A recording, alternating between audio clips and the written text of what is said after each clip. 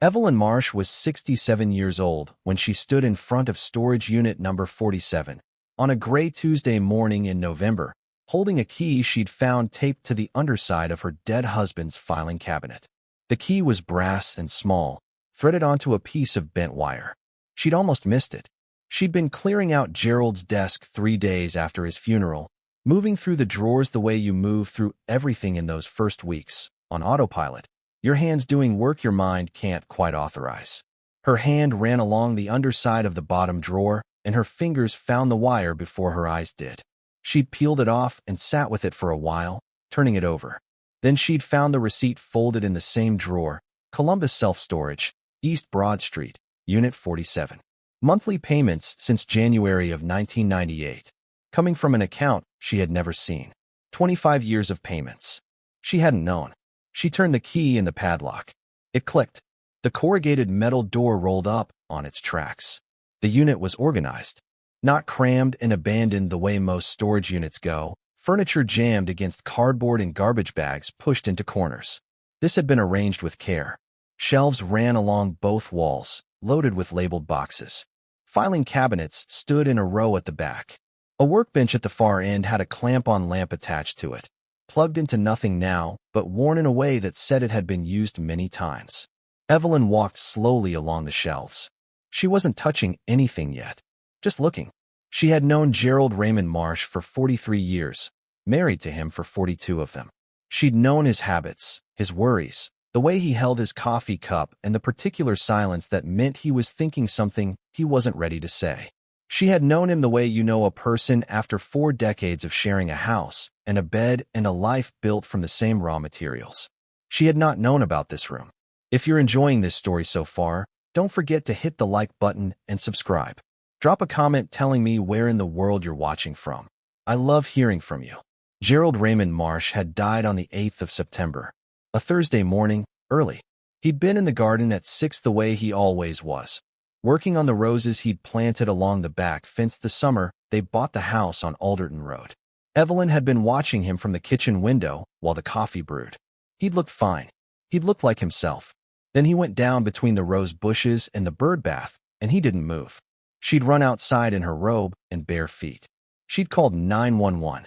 She'd held his hand in the ambulance with her palm pressing down on the back of his hand the way you do when you need the other person to feel that you're there.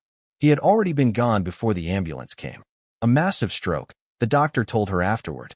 Clean and very fast. She'd driven home in a fog that didn't lift for 2 weeks. She and Gerald had met in 1982. She was 25, working as a bookkeeper for a small manufacturing company in Columbus. He was 31, recently widowed, running a construction company he'd started from nothing and raising 2 children on his own. His first wife, Sandra, had died of ovarian cancer when the kids were small. Marcus was 8, Patricia was 5. Gerald was doing what he could to hold the 3 of them together, and he was managing, but only barely. The house was clean.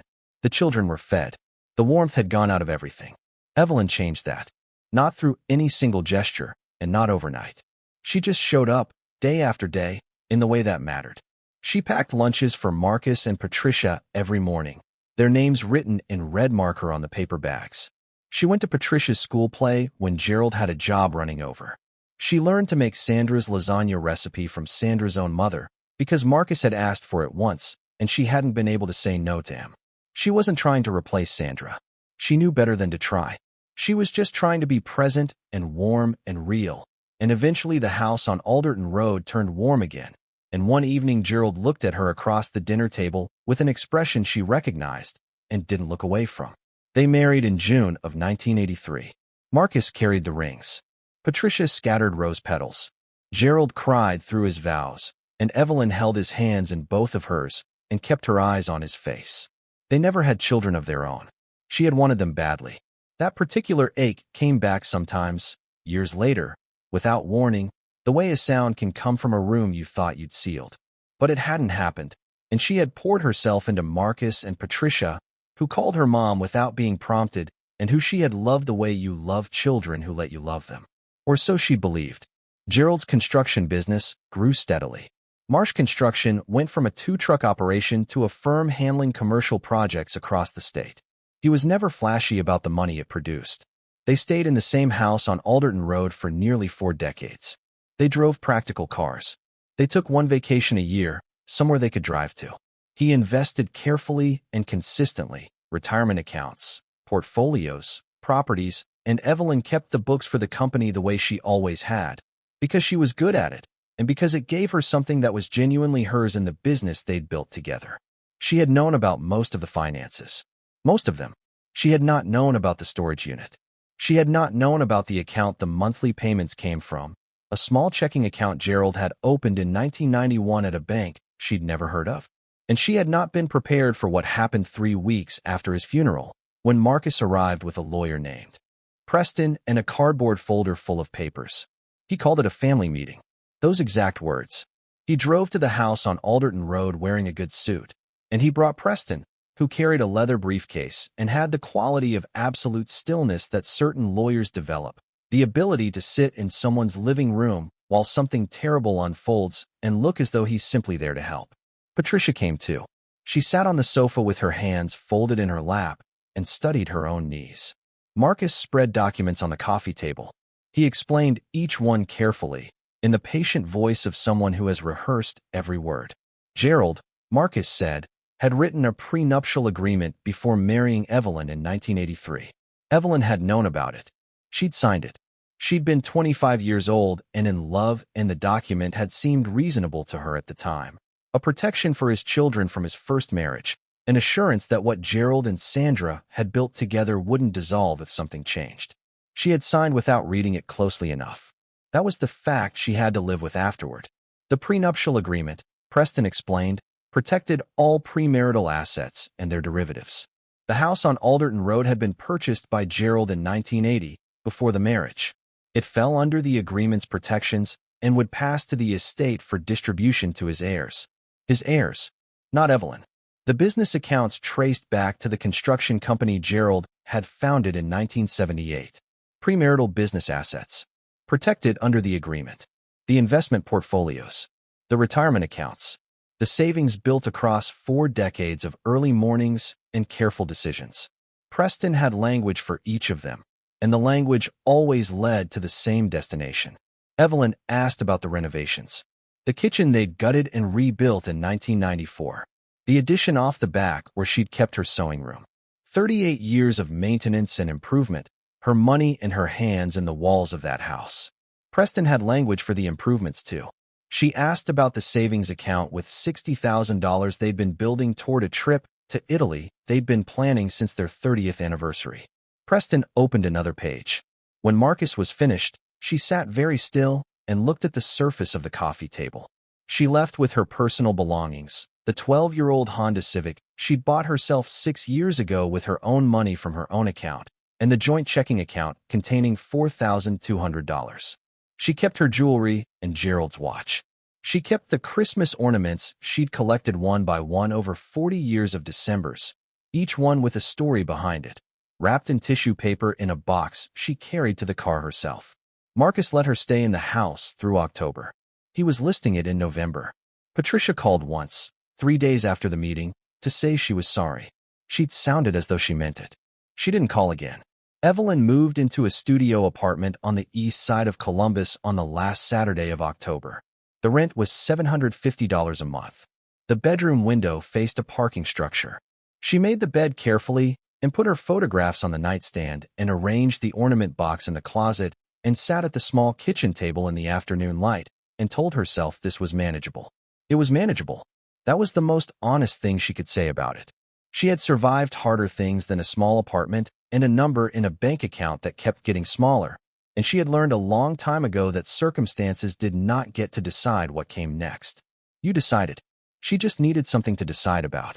She found the envelope on her second day in the storage unit. It was in the filing cabinet furthest from the door, bottom drawer, rubber-banded to a folder of tax records from the mid-1970s. A plain manila envelope, unsealed, the flap just tucked in. Inside was a single sheet of paper folded in thirds, and the paper was old enough that she could feel it resisting her fingers when she unfolded it, dry with age, fragile along the creases.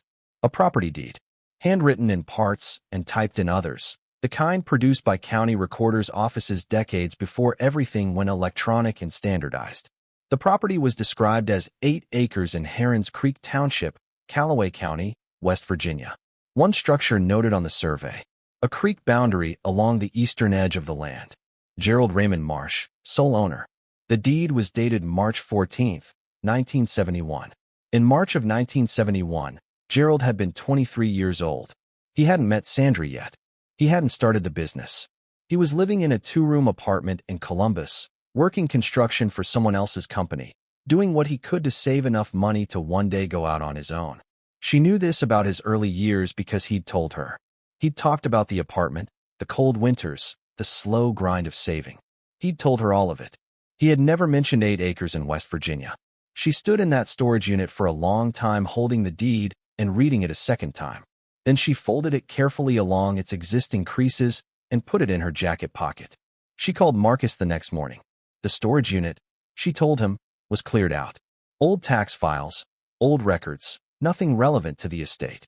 She donated what could be donated and shredded the rest. He could release the rental agreement. He thanked her. She hung up before he could ask anything else. That afternoon, she drove to the DMV and renewed her license, which had lapsed in August. She hadn't bothered when it expired because Gerald's car was nicer and she'd mostly been driving that. She didn't have Gerald's car anymore. 3 days later, she packed 2 bags, put them in the trunk of the Civic, and drove south. The drive took the better part of a day. She'd printed directions the night before because 2 different navigation apps had placed the property's address in slightly different locations, which told her the roads out there were too obscure for reliable electronic routing. She kept a state road map folded on the passenger seat. She stopped once for gas, once for coffee, once to eat half a turkey sandwich at a rest area picnic table, while a family with 2 small children ate at the next table over. The kids argued cheerfully about nothing. She watched them while she ate and didn't feel sorry for herself. She was past that. West Virginia accumulated outside the windshield. The highway dropped into valleys and climbed out of them, the ridgelines stacking up behind each other in layers that went from brown to gray to pale winter blue the further out you looked. The mountains were bigger than she'd remembered. She and Gerald had driven through the state once, years ago, on the way to visit a college friend of his in Virginia. She'd pressed her face to the passenger window like a child, and he'd laughed at her. She thought about that as she drove. She thought about other things too. She turned off the interstate at the Callaway County exit around 3 in the afternoon. The road narrowed immediately. Small towns appeared and disappeared, each one with a church and a diner and a gas station, and the quiet of a place where the economy had moved on without asking anyone's permission. A feed store with a closed for winter sign written by hand. A farmstead with a wall of stacked firewood running the full length of the front yard. Enough wood to last several winters, cut by someone who'd learned not to trust the season. A green highway sign with one missing bolt, hanging at a slight angle, announced Heron's Creek Township. The main street was a quarter-mile long. A post office in a converted house. A hardware store with a covered porch. A diner called Patty's with a neon coffee cup glowing in the window. A church with a handwritten board out front. A laundromat. A small market that also appeared to sell fishing tackle. She parked in front of Patty's and went inside. The diner was warm and smelled like coffee and something baking in the back. For tables, a counter with 6 stools. A woman in her mid-60s behind the counter with reading glasses pushed up on her head and a dish towel over her shoulder. She didn't look up when the bell above the door rang. "Sit anywhere," the woman said. Evelyn sat at the counter. The woman came over and poured coffee without asking, which was the right call. When the cup was set down, Evelyn pulled the deed from her bag and placed it on the counter. "I'm looking for a property," she said. "I'm wondering if you might know it." The woman leaned over and read it without touching it. She had the expression of someone reading something that confirmed something else she'd already suspected. "That's the old McCready place," she said. The McCready family, she explained, had built the house in the early 1920s. 3 generations had lived there. The last of the family, an old man named Harvey McCready, had died sometime in the mid-1960s, leaving no heirs anyone could find. The county had held the land for years before selling it at a tax auction. Someone bought it in 1971, but never really showed up to do anything with it. "Not much, anyway." "Not much," Evelyn said. "Few times a year for a while, then less, then not at all." The woman refilled Evelyn's coffee, even though it was still mostly full. "I'm Patty." "Evelyn, was that your husband?" "He was." Patty looked at her with the frank, calm eye of someone who'd spent decades watching people pass through a small town and had gotten good at telling the ones who were just passing from the ones who'd arrived whether they knew it or not. "Rooms above the hardware store are $40 a night. Talk to Norman. Tell him Patty sent you. I don't know yet how long I'll stay." "Then $40 a night is exactly what you want." The room above Norman's hardware store had a narrow bed, a bathroom where the door hit the toilet, and a radiator that knocked through the night but kept the space warm. The window looked out onto the main street of Heron's Creek, empty by 9 o'clock. Evelyn lay in the narrow bed staring at the ceiling and listened to the quiet press in from all sides. She'd been awake at 3 most mornings since September. In the apartment in Columbus, those hours had a particular weight to them. Here the wakefulness was different. Not lighter, exactly, but cleaner. Something was out in front of her that hadn't been out in front of her before. She was up before the sky changed color. County Road 12 ran east past the grain elevator and over the Heron's Creek Bridge, the water moving dark and fast below in the early gray. She followed the road up a long hill and around the leftward bend Patty had described, and there was the oak tree exactly where she'd said it would be. It was enormous, a tree 100 years in the growing, its trunk too wide for 2 people to wrap their arms around, its bare branches reaching over the road in both directions. The driveway was just past it on the right. Driveway was a generous word. 2 tire tracks with a grass strip between them, the brush and young saplings on both sides so advanced into the lane that you had to be looking for a gap to see it. She parked on the gravel shoulder and got out. Cold air, frost still on the shadowed patches of ground. Birds starting up somewhere in the oaks. She got her jacket and her good walking boots from the back seat and clicked on the flashlight, though the sky was getting lighter now, and walked in. The drive curved after 50 feet. She followed the curve and the brush thinned on both sides, and she came through the last of it, and the house was there. She stopped. It was larger than the word structure on a county deed had led her to imagine. A full 2-story craftsman home from the 1920s, built with the wide eave brackets and broad wraparound porch and double-hung windows that were the signature of that era's ambition about what a house should be. The exterior was wood siding, once white, stripped by decades of weather down to bare gray on most of the south face. The porch roof had collapsed on the left side, the boards folded at a painful angle. The right side of the house was more intact, windows still glazed, walls still plumb. The chimney, rising from the center of the roof, looked solid. Behind the house and through the bare trees, she could hear water. The creek. She stood at the end of the overgrown drive and looked at it. Gerald had owned this. He had paid taxes on it for 26 years and said nothing, not once, not even in passing, not even on a night when they were lying awake at 3 in the morning the way married people do and telling each other things they wouldn't say in daylight. She had known him in the way that takes a lifetime and still finds edges you haven't touched. This place had been one of them. She walked to the porch. The steps on the left were punched through with rot. She went up on the right side, where the boards were solid, and crossed the porch to the front door. It was unlocked. Inside, the smell of dust and old wood and something cool and mineral underneath it, like a cellar after rain. Not the smell of rot or ruin. The smell of a place that had been sealed up tight and was simply waiting. She crossed the threshold and stood in the front hall. The floors were hardwood under the dust. Wide oak boards, old-growth timber, the kind of wood with a density you don't find in lumber anymore. The walls were plaster, cracked in places but not fallen, the lath intact below. A staircase rose straight ahead, the banister hole. On the left wall of the hall, coat hooks, and on one of them a canvas jacket still hung, gray with years of dust, stiff with age, but there, hanging as if someone had come in from the cold and expected to be back for it shortly. She went left into the living room. A stone fireplace occupied most of the far wall, built by someone who understood how stone was meant to hold heat. A dark wood mantelpiece ran across the front. The room held a rocking chair near the window, its rush seat gone but its frame standing, and a braided rug at the center of the floor, faded to near colorlessness. Nothing else. The kitchen was through a door at the back of the living room. Better light here, a south-facing window still glazed. A cast-iron wood-burning range against one wall, its fire door dark with rust but the body intact. Shelves above the counter held a tin canister, a glass jar, a percolator sitting on a trivet. The back door opened onto a north-facing platform porch, sheltered from the worst of the weather, the boards in better condition than the front. Through the bare trees, she could see the creek, running about 200 feet out, moving steadily through the morning quiet. She went upstairs. 3 rooms. The first 2 were empty, floors bare, windows intact on one side and broken on the other. The third room stopped her at the door. It was not empty. Against the far wall, beneath the slope where the roofline came down, someone had placed a wooden desk. Old, solid, drawers on each side. The surface covered with oilcloth now brittle and cracked along every fold. On the desk, a glass inkwell, empty, a pen holder, and a framed photograph, lying face down in the dust. She crossed the room and picked up the photograph. A young man, early 20s, standing in front of this house on a day when the porch was whole and the yard had flowers in it. He was squinting into the sun, one hand raised to shade his eyes, the other holding a hammer.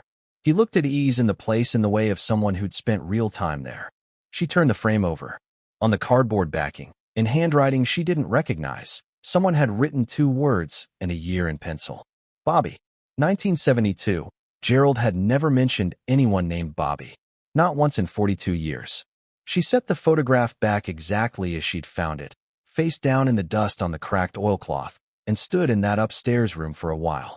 Then she went back down, walked out to the Civic, and got her suitcase out of the trunk.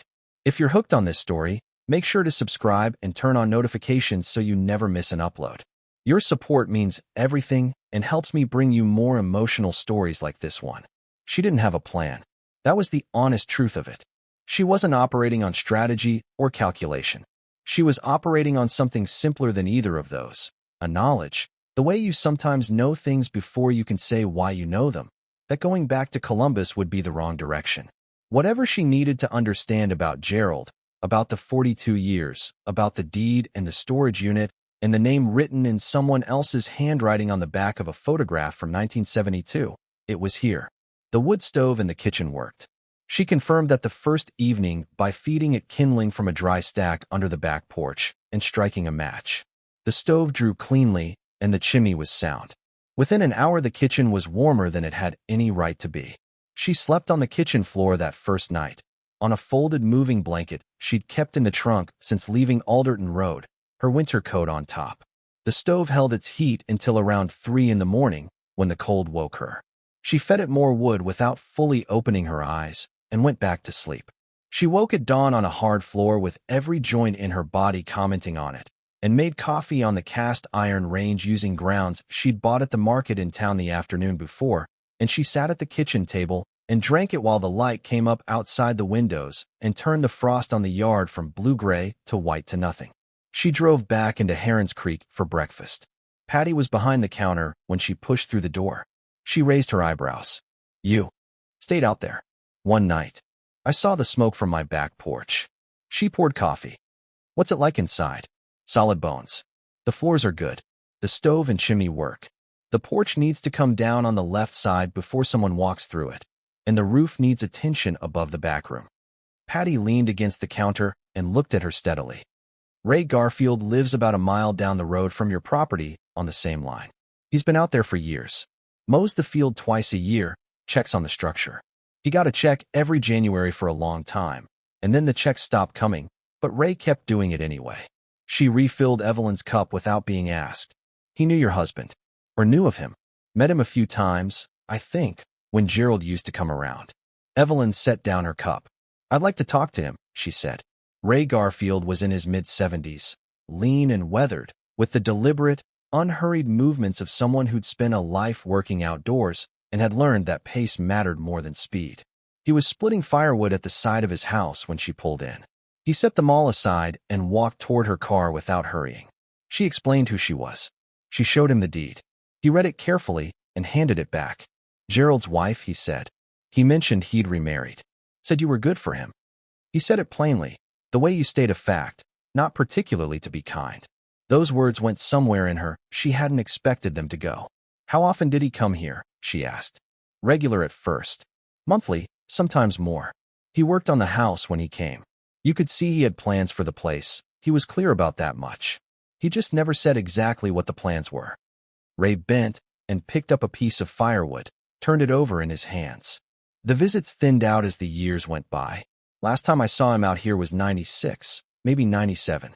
I kept mowing because I'd given my word. He never brought me here. Not once in 42 years of marriage. Ray tossed the piece of wood onto the stack. He didn't seem surprised. He said it wasn't time. I asked him once what he meant by that. He picked up another piece of wood and looked at it. He said when the place was finished properly, he was going to bring someone who deserved to see it finished. Evelyn stood in Ray Garfield's yard in the cold and held that sentence very still in her mind. "What do you know about the history of the property?" she asked. Before Gerald. He told her what he knew. The McCready family, builders of the house in the early 20s, 3 generations on the land, the last of them a man named Harvey who died without heirs sometime in the mid-60s. The county holding the land for years afterward, unable to sell it because nobody wanted rural West Virginia land in those years. The mills had been shut since the 1950s. The young people were leaving. Property meant a tax bill and not much else. But Gerald saw something in it, Ray said. He wasn't embellishing. He was just observing. Some people look at something that's been left behind and they see what it costs. Some people see what it was. She drove back to the house in the early afternoon with a jug of water, more groceries, a box of candles, and a notebook she'd had in her bag since Columbus. She unloaded everything into the kitchen and started a fire in the stove, and then took the notebook through the house room by room and made her list. What needed attention immediately? The left side of the porch, collapsed and dangerous. The broken windows on the upper left face, letting cold air run freely into the second floor. A section of roofing above the small back room on the first floor where shingles had lifted and water had stained the plaster ceiling below. What was sound? All of the floors. The chimney and the cast iron range. The structural walls, plumb and square with no give in them. The stone foundation, visible in the stairwell opening to the basement. Dry-laid fieldstone fitted with a precision that hadn't needed mortar because the mason had understood how stone fit against stone. The windows that were still glazed, single-pane old glass with a slight wave in it, imperfect and irreplaceable. She stood at the top of the basement stairs with her flashlight in her hand. She'd been aware of herself avoiding the basement since the morning. She'd noticed the avoidance, let it be, gone through the rest of the house. And now it was mid-afternoon and she was still at the top of the stairs. There was no good reason not to go down. She went down. The stairs held her weight without any complaint. At the bottom, she found a room running the full footprint of the house above, poured concrete floor, stone walls, floor joists crossing the ceiling low enough that she had to be careful where she walked. The flashlight swept across the space. Empty shelves on the far wall. A rusted coal chute. Gardening tools propped in one corner. A fork and a spade and a rake, their handles dry but unbroken. An empty coal bin against the side wall, pushed back against the stone. And behind the coal bin, in the southeast corner, a door. Not a standard door. 4 feet high at most, plank wood with a simple iron latch, set into the stone foundation wall as if it had been planned from the beginning of construction, mortared into the original masonry. She had to look at it for a moment before she was certain it was a door and not some architectural feature she was misreading in the flashlight. She crossed the basement and stood in front of it. The latch moved without resistance. No rust, no binding. She pulled, and the door swung open on hinges that moved as freely as if they'd been oiled recently. The air that came out was cool and very dry and carried a smell she couldn't immediately name. She stood in the doorway parsing it. Paper. Something beneath that, fainter, like linseed oil or turpentine cut with age, a suggestion of a smell more than the smell itself. She ducked through the low opening and straightened up on the other side. The room was roughly 12 feet wide and 20 feet deep. The ceiling was low enough that she had to watch her footing, though the center gave her full height. The walls were stone, dry and tight, fitted with the same precision as the foundation outside. The floor was flat stone, cut and laid level. And the walls were lined, floor to ceiling, with built-in wooden shelving. The shelves were not empty. They held objects wrapped in brown paper and tied with twine, stacked flat in most places, propped upright in others. Dozens of them, many more than dozens. Each one labeled in pencil on the paper wrapping. The handwriting faded, but readable when she brought the flashlight close. She moved the beam slowly along the shelves. 40, 60, 80, more. Row after row, some shelves holding 6 or 7 wrapped pieces, others holding 10. She reached out and touched one. Flat, maybe 18 inches by 24, perhaps half an inch thick. The twine had held its tension. She pressed lightly on the surface through the paper and felt something rigid, something that did not flex. She did not unwrap it. Not yet. She stood in that stone room with her flashlight and her 67 years and her $4,200, and she looked at what Gerald had known about for 50 years and never once told her. The shelves filled the space from ankle height to as high as she could reach. The brown paper had aged to a deep tan but had not crumbled. Whatever was underneath had been protected.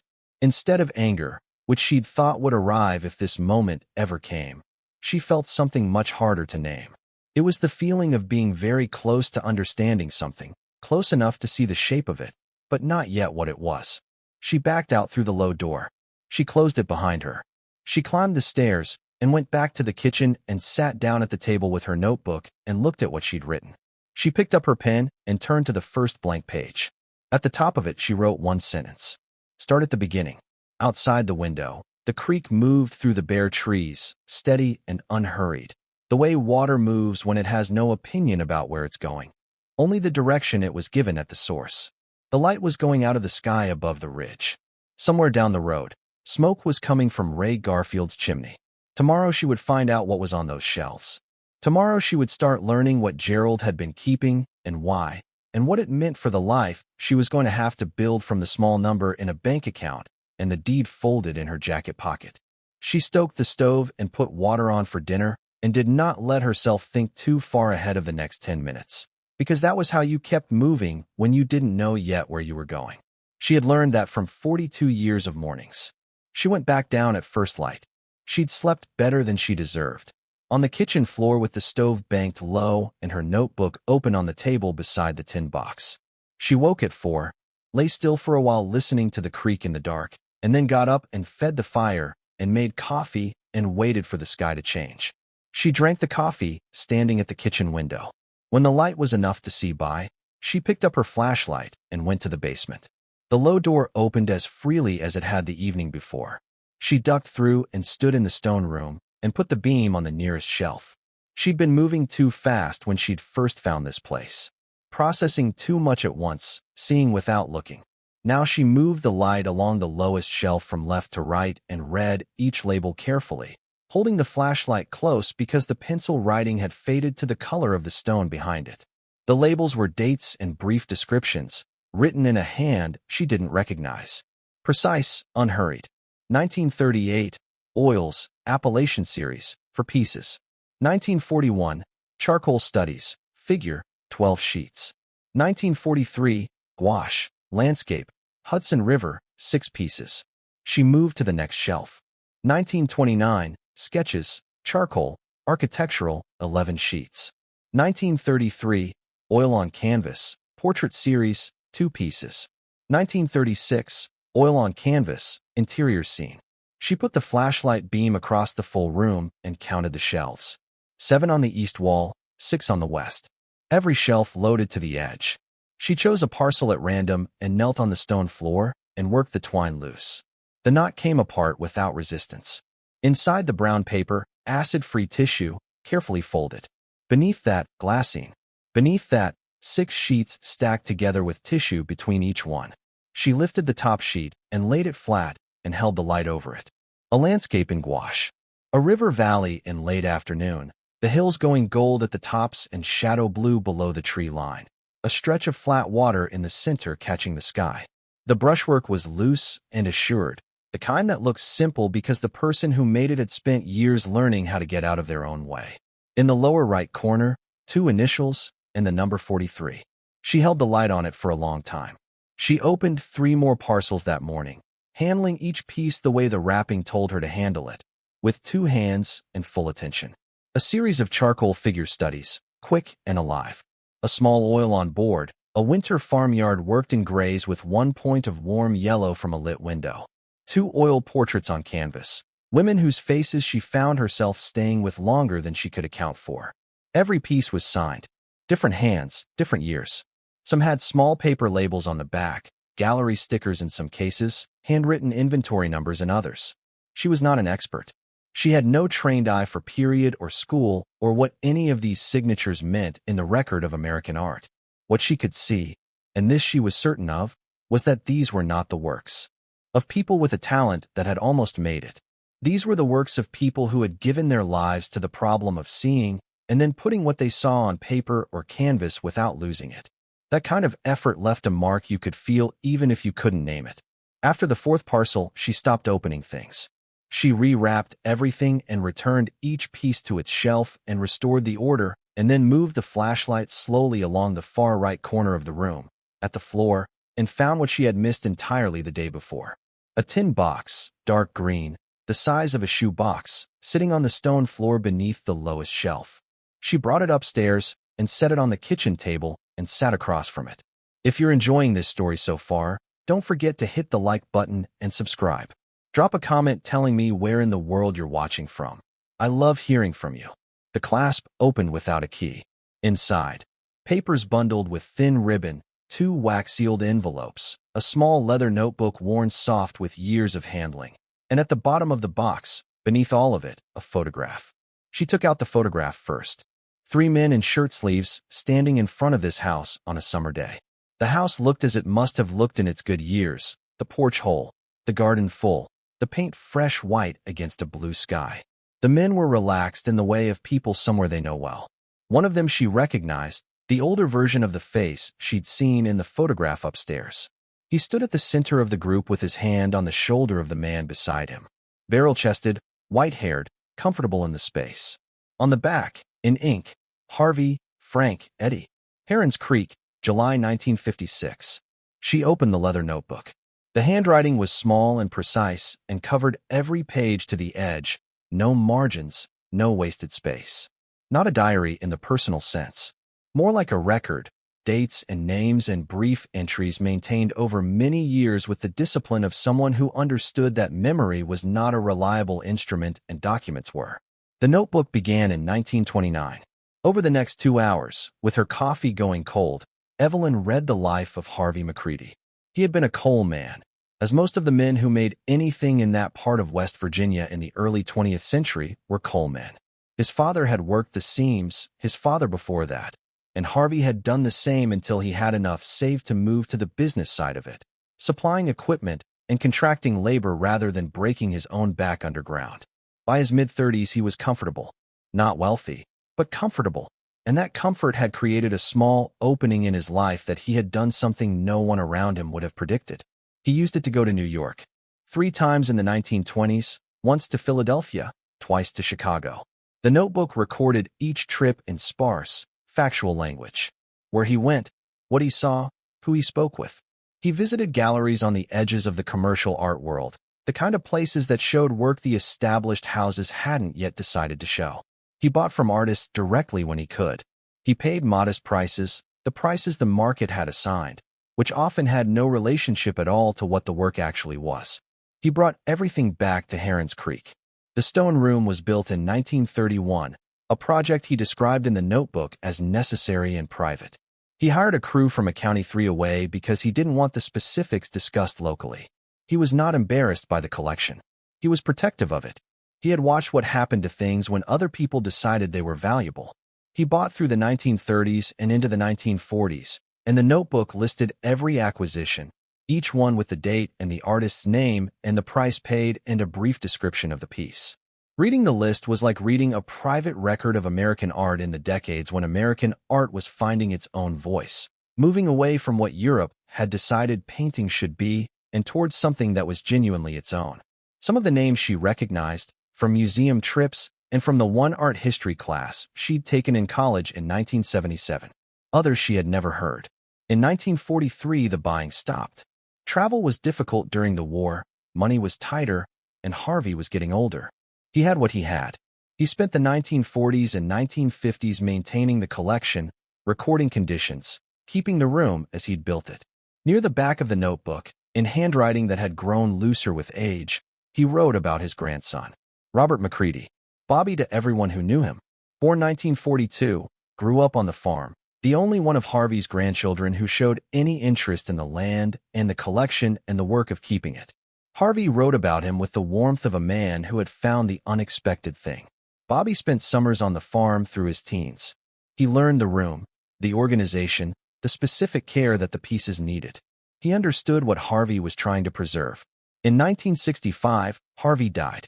The notebook's last entry was written in Bobby's hand, a different script, younger, less certain on the page. He is gone.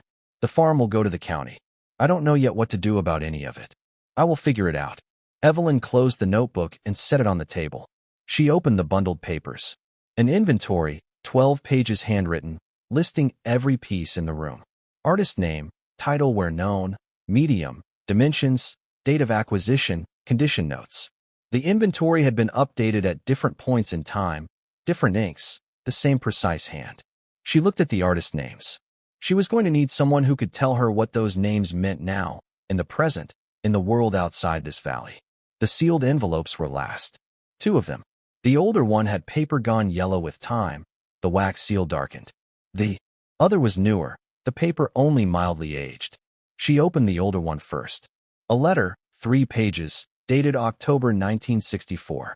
Written by Harvey McCready to his grandson. Bobby, if you're reading this, I'm gone. I want to explain to you why I built that room and why I never told anyone else about it. It was a careful, honest letter. The work of an old man who had thought about what he wanted to say for a long time and had tried to say it without flinching. He explained how he'd come to collect, what he believed about the artists whose work he'd bought, why he'd never sold a single piece. Selling had felt like a betrayal of what the work was. Displaying publicly had felt dangerous in a way he couldn't fully articulate, the fear that once you showed what you had was no longer entirely yours to protect. He told Bobby the collection belonged to the family and that the family would have to decide what to do with it, and he trusted his grandson to decide in a way that honored the work. At the end he wrote, "Some things are worth protecting even when you don't know exactly how. You'll figure it out. You always do." Evelyn set Harvey's letter down. She picked up the second envelope. The writing on the front was Gerald's. She recognized his handwriting the way you recognize the handwriting of someone you've watched write thousands of ordinary things over 40 years. The particular loop of his capital letters, the slight leftward lean of every line, the way his words ran close together as if in a hurry to say what they meant. Across the front of the envelope, he'd written one word. Evelyn. She sat very still at the kitchen table with the envelope in her hands. She turned it over, held it. The seal was intact. He had sealed it, put it in the tin box, and gone home to Columbus. And then years had passed, and he had died without giving it to her. And here it was on a kitchen table in West Virginia on a cold November morning. She broke the seal and opened it. Gerald's letter was 4 pages, written on the plain lined paper he kept in his desk for correspondence he considered important. The date at the top was October 12, 1997. Evelyn, he'd written, "If you're reading this, things went the way I've been afraid they might, and you found the property without me getting to explain it to you first. I'm sorry for that. I've been trying for a long time to find the right moment to tell you, and the right moment kept not coming because I was waiting until I knew what the right thing to do was, and I never quite got there." She read it through without stopping. He wrote about Bobby. They'd worked the same job site in Columbus in the fall of 1969, young and broke, and working for someone else's company. Bobby was quiet, thoughtful, the kind of man who said 5 words when another man would say 50. They became friends the slow way, over lunch hours and long drives to job sites in Bobby's truck. Bobby talked around the farm without talking directly about it, mentioning his grandfather, the land, things Harvey had believed about what was worth preserving. It wasn't until the spring of 1970 that he took Gerald out there. A Saturday in April. They drove down in Bobby's truck and walked in through the overgrowth, and Bobby opened the low door in the basement and led Gerald into the stone room with a flashlight. Gerald wrote that he had stood in that room for 10 minutes without saying a single word. Bobby died that June. A car accident on Route 33 on a Friday night. No other vehicle involved, nothing left to explain it. He was 29 years old. He had no will. No living family who could claim the farm, no one except Gerald who knew about the room. Gerald did the only thing he could think of. He went to the county auction in March of 1971 and bid on the property and won it for $4,200, which was nearly everything he had saved at that time. He bought it because Bobby had trusted him with the knowledge of what was there, and walking away would have felt like letting the room go dark for the second time. The collection lost again, this time for good. He spent the next 26 years trying to figure out what to do. He consulted lawyers informally, twice, without giving them the specifics.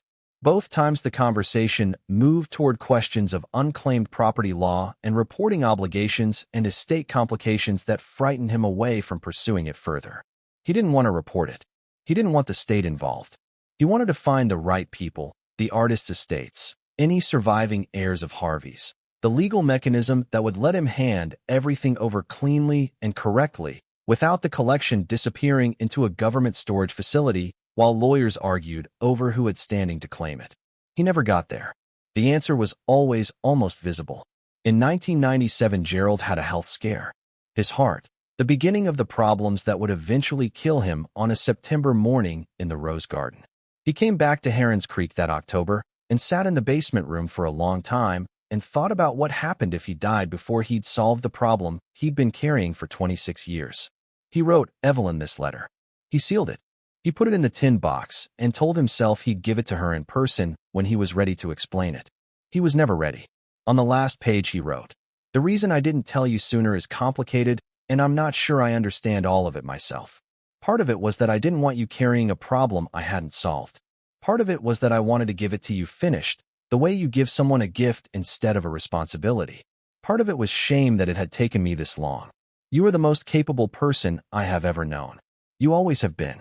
Whatever you decide to do with what's in that room, I trust your judgment more than I've ever trusted my own. I'm sorry I didn't say that to you more while I had the chance." It was signed with his full name, Gerald Raymond Marsh. He only signed things with his full name when he meant them absolutely. Evelyn set the letter on the table.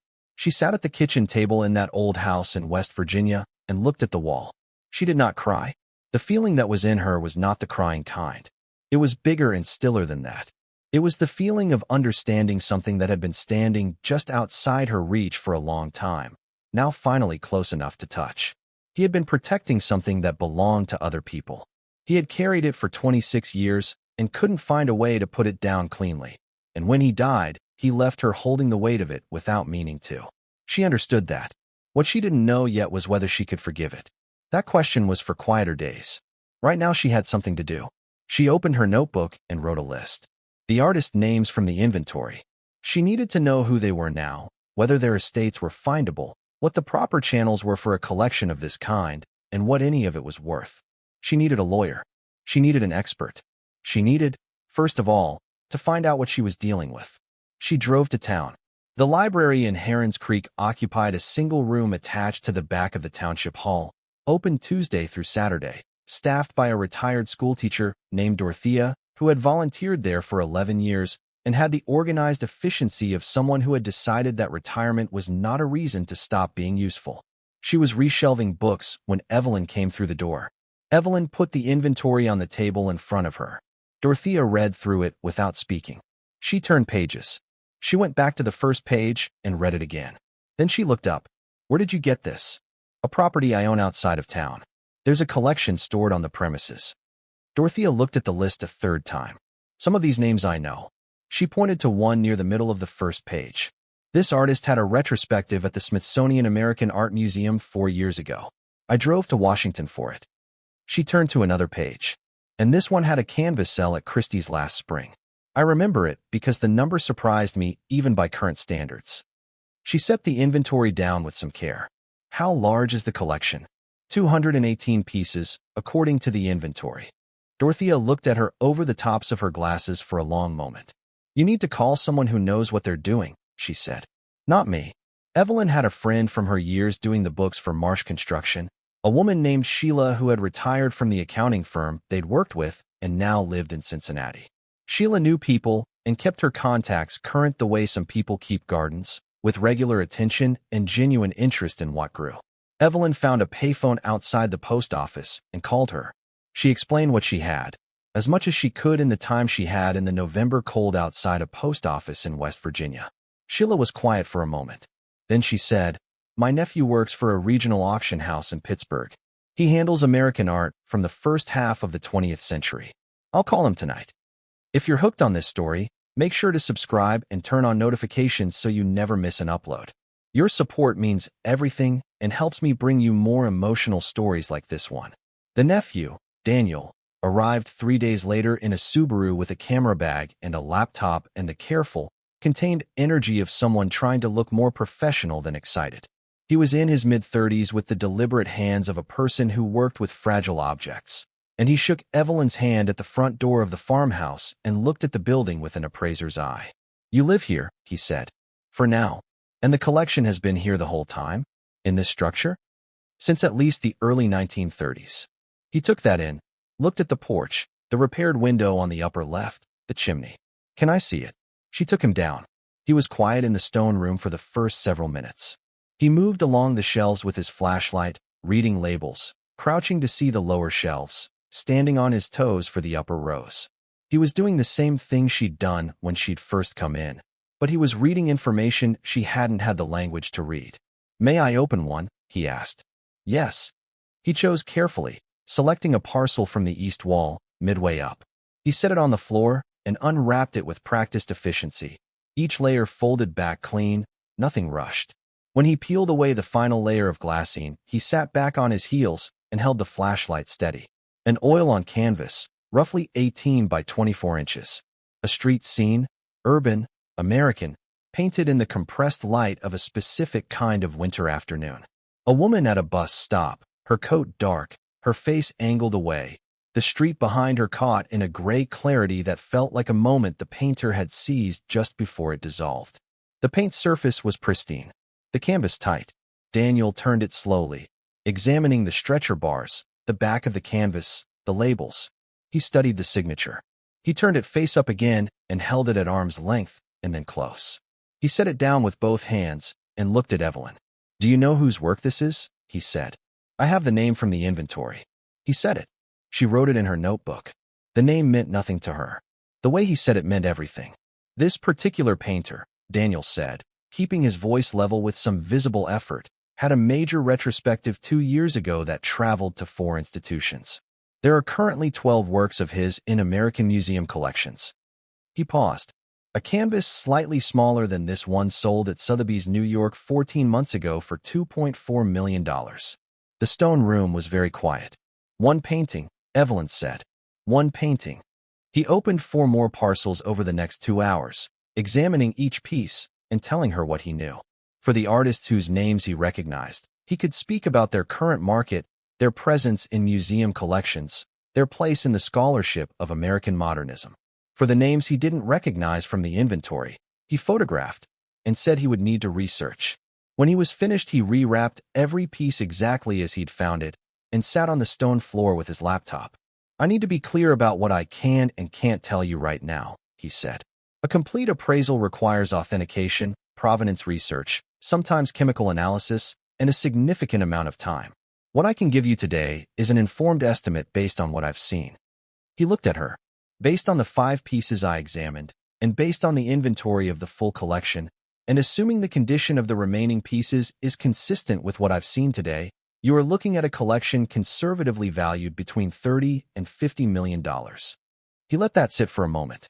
"If some of the pieces from artists I haven't yet researched turn out to have strong current markets, or if the provenance documentation holds up cleanly, that number could be higher." Evelyn sat on the cold stone floor of a basement room in a house she'd moved into 8 days ago with $4,000 and a deed she'd found in a dead man's storage unit. $30 to $50 million. "What do I do first?" she said. He told her. "Secure the room, better lock and a dehumidifier to protect against humidity shifts. Call an art lawyer before anything else moved, and tell no one who didn't need to know." He drove back to Pittsburgh the next morning with photographs and the inventory, under a signed confidentiality agreement. He left her with 2 phone numbers, an art lawyer in Washington and a climate specialist in Charleston who worked with private collectors.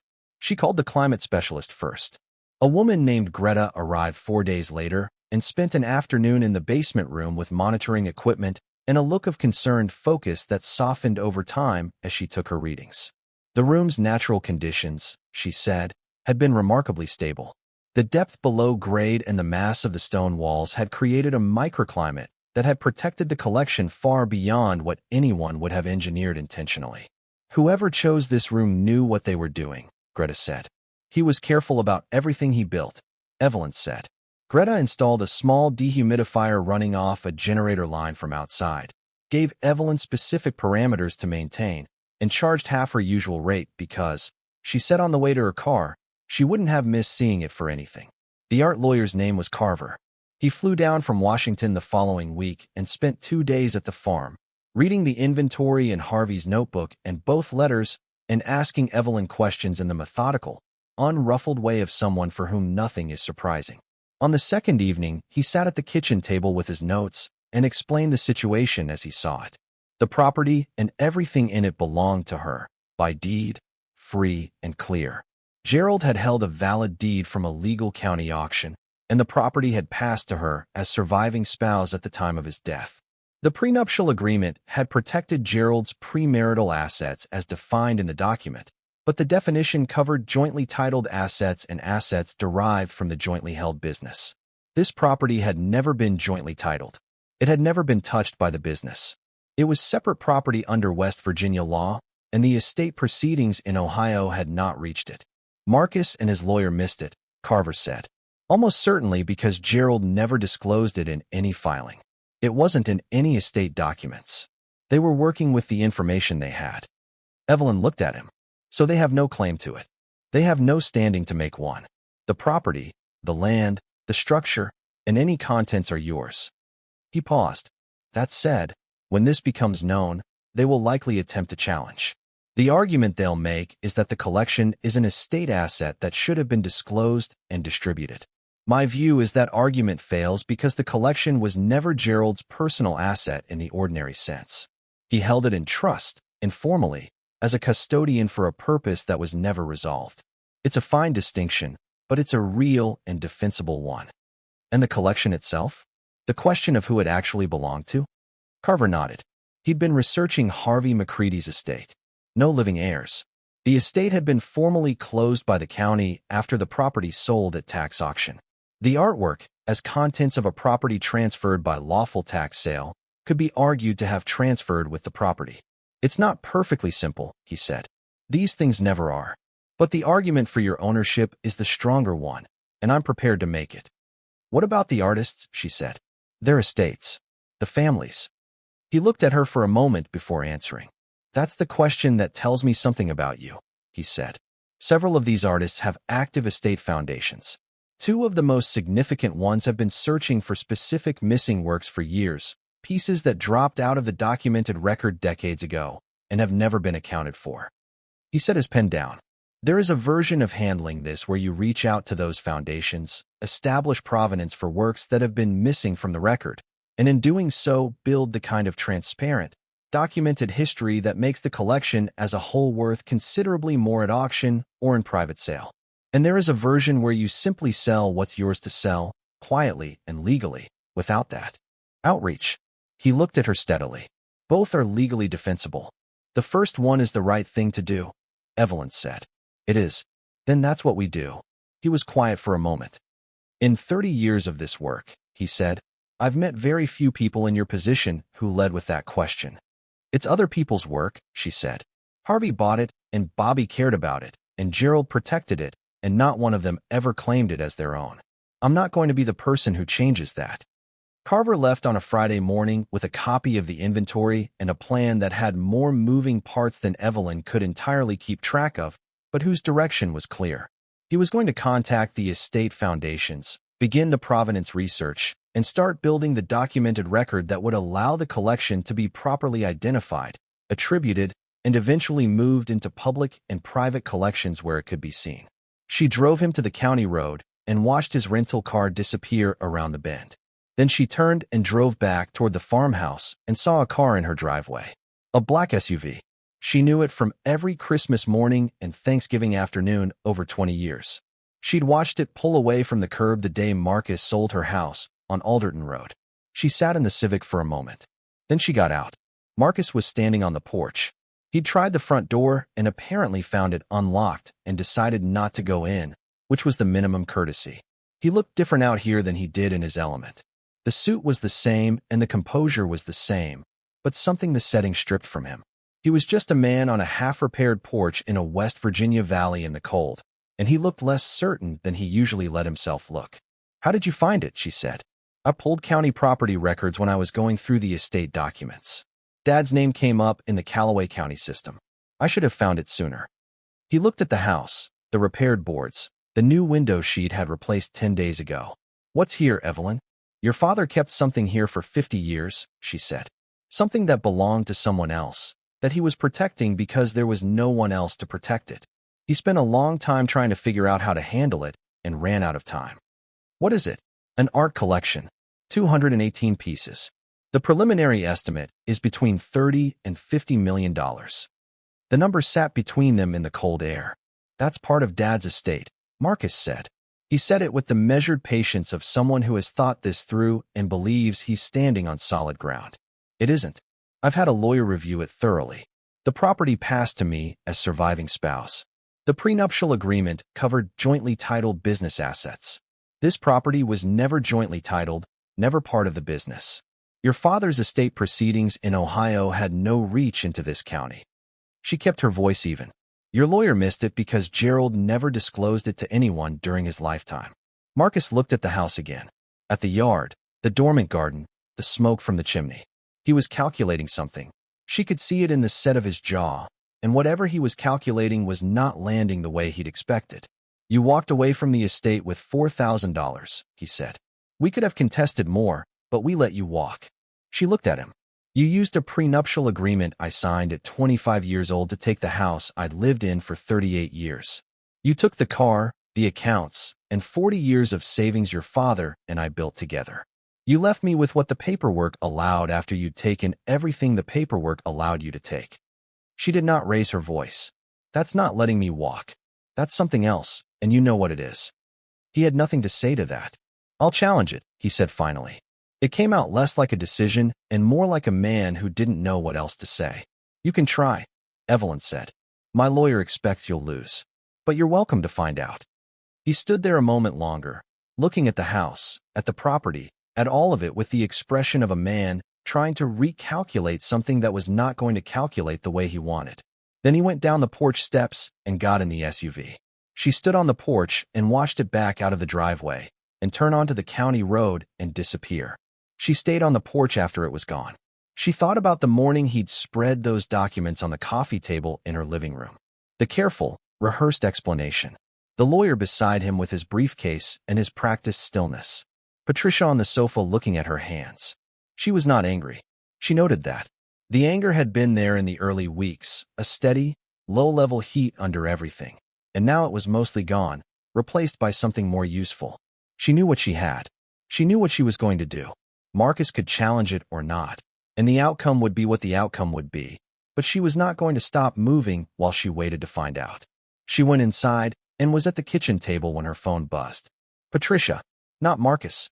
The daughter who had sat with her hands folded and not met her eyes. The daughter who had called once after the family meeting to say she was sorry and then hadn't called again. Evelyn looked at the name on the screen for a moment, then answered. "I know Marcus was there," Patricia said. "I heard him on the phone before he left this morning. He was here." "Evelyn."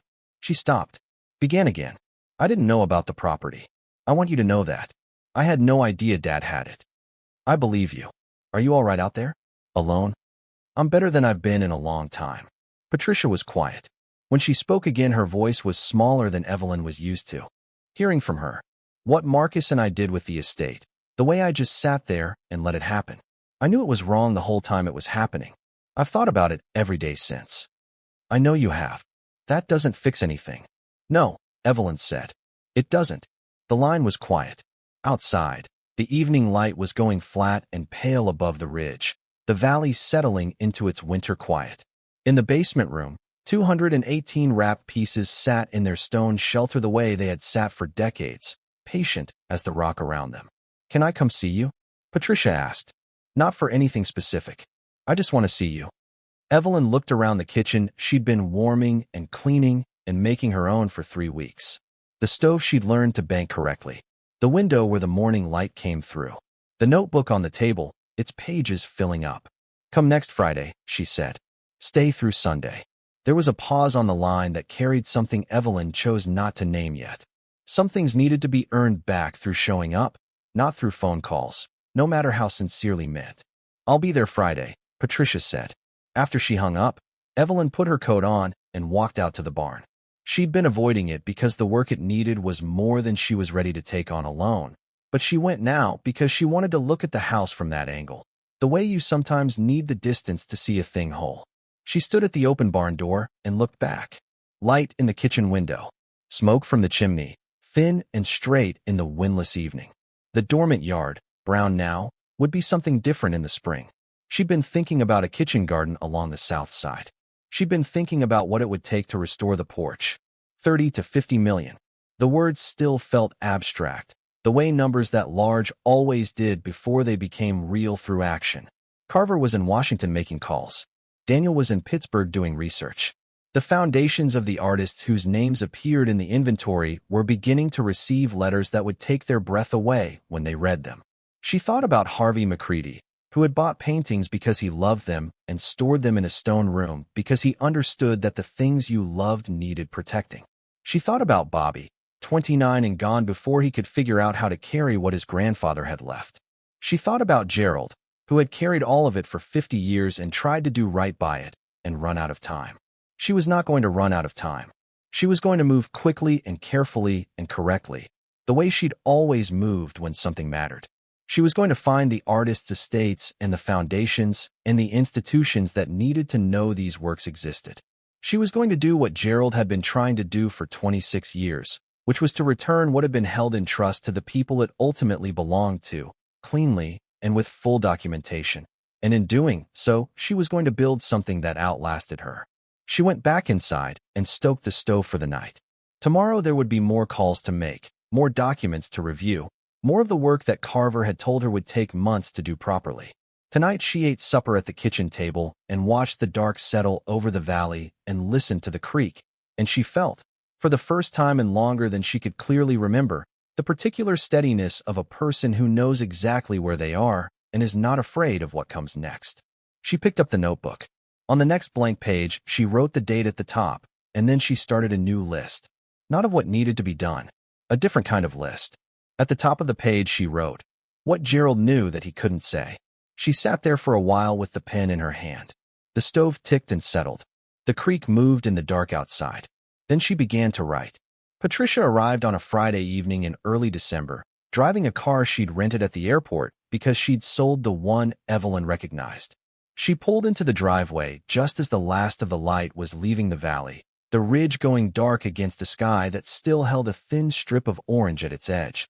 She sat in the car for a moment before getting out, and Evelyn watched her from the kitchen window, without going to the door immediately, the way you sometimes need a moment to prepare yourself for a person who matters. She came in carrying a grocery bag and a small overnight bag, and stopped in the front hallway and looked at what Evelyn had done with the house. She looked for a long time. The floors were clean, the oak boards waxed and showing their grain for the first time in decades. The plaster walls had been patched in the worst places and painted a warm off-white that caught the lamplight well.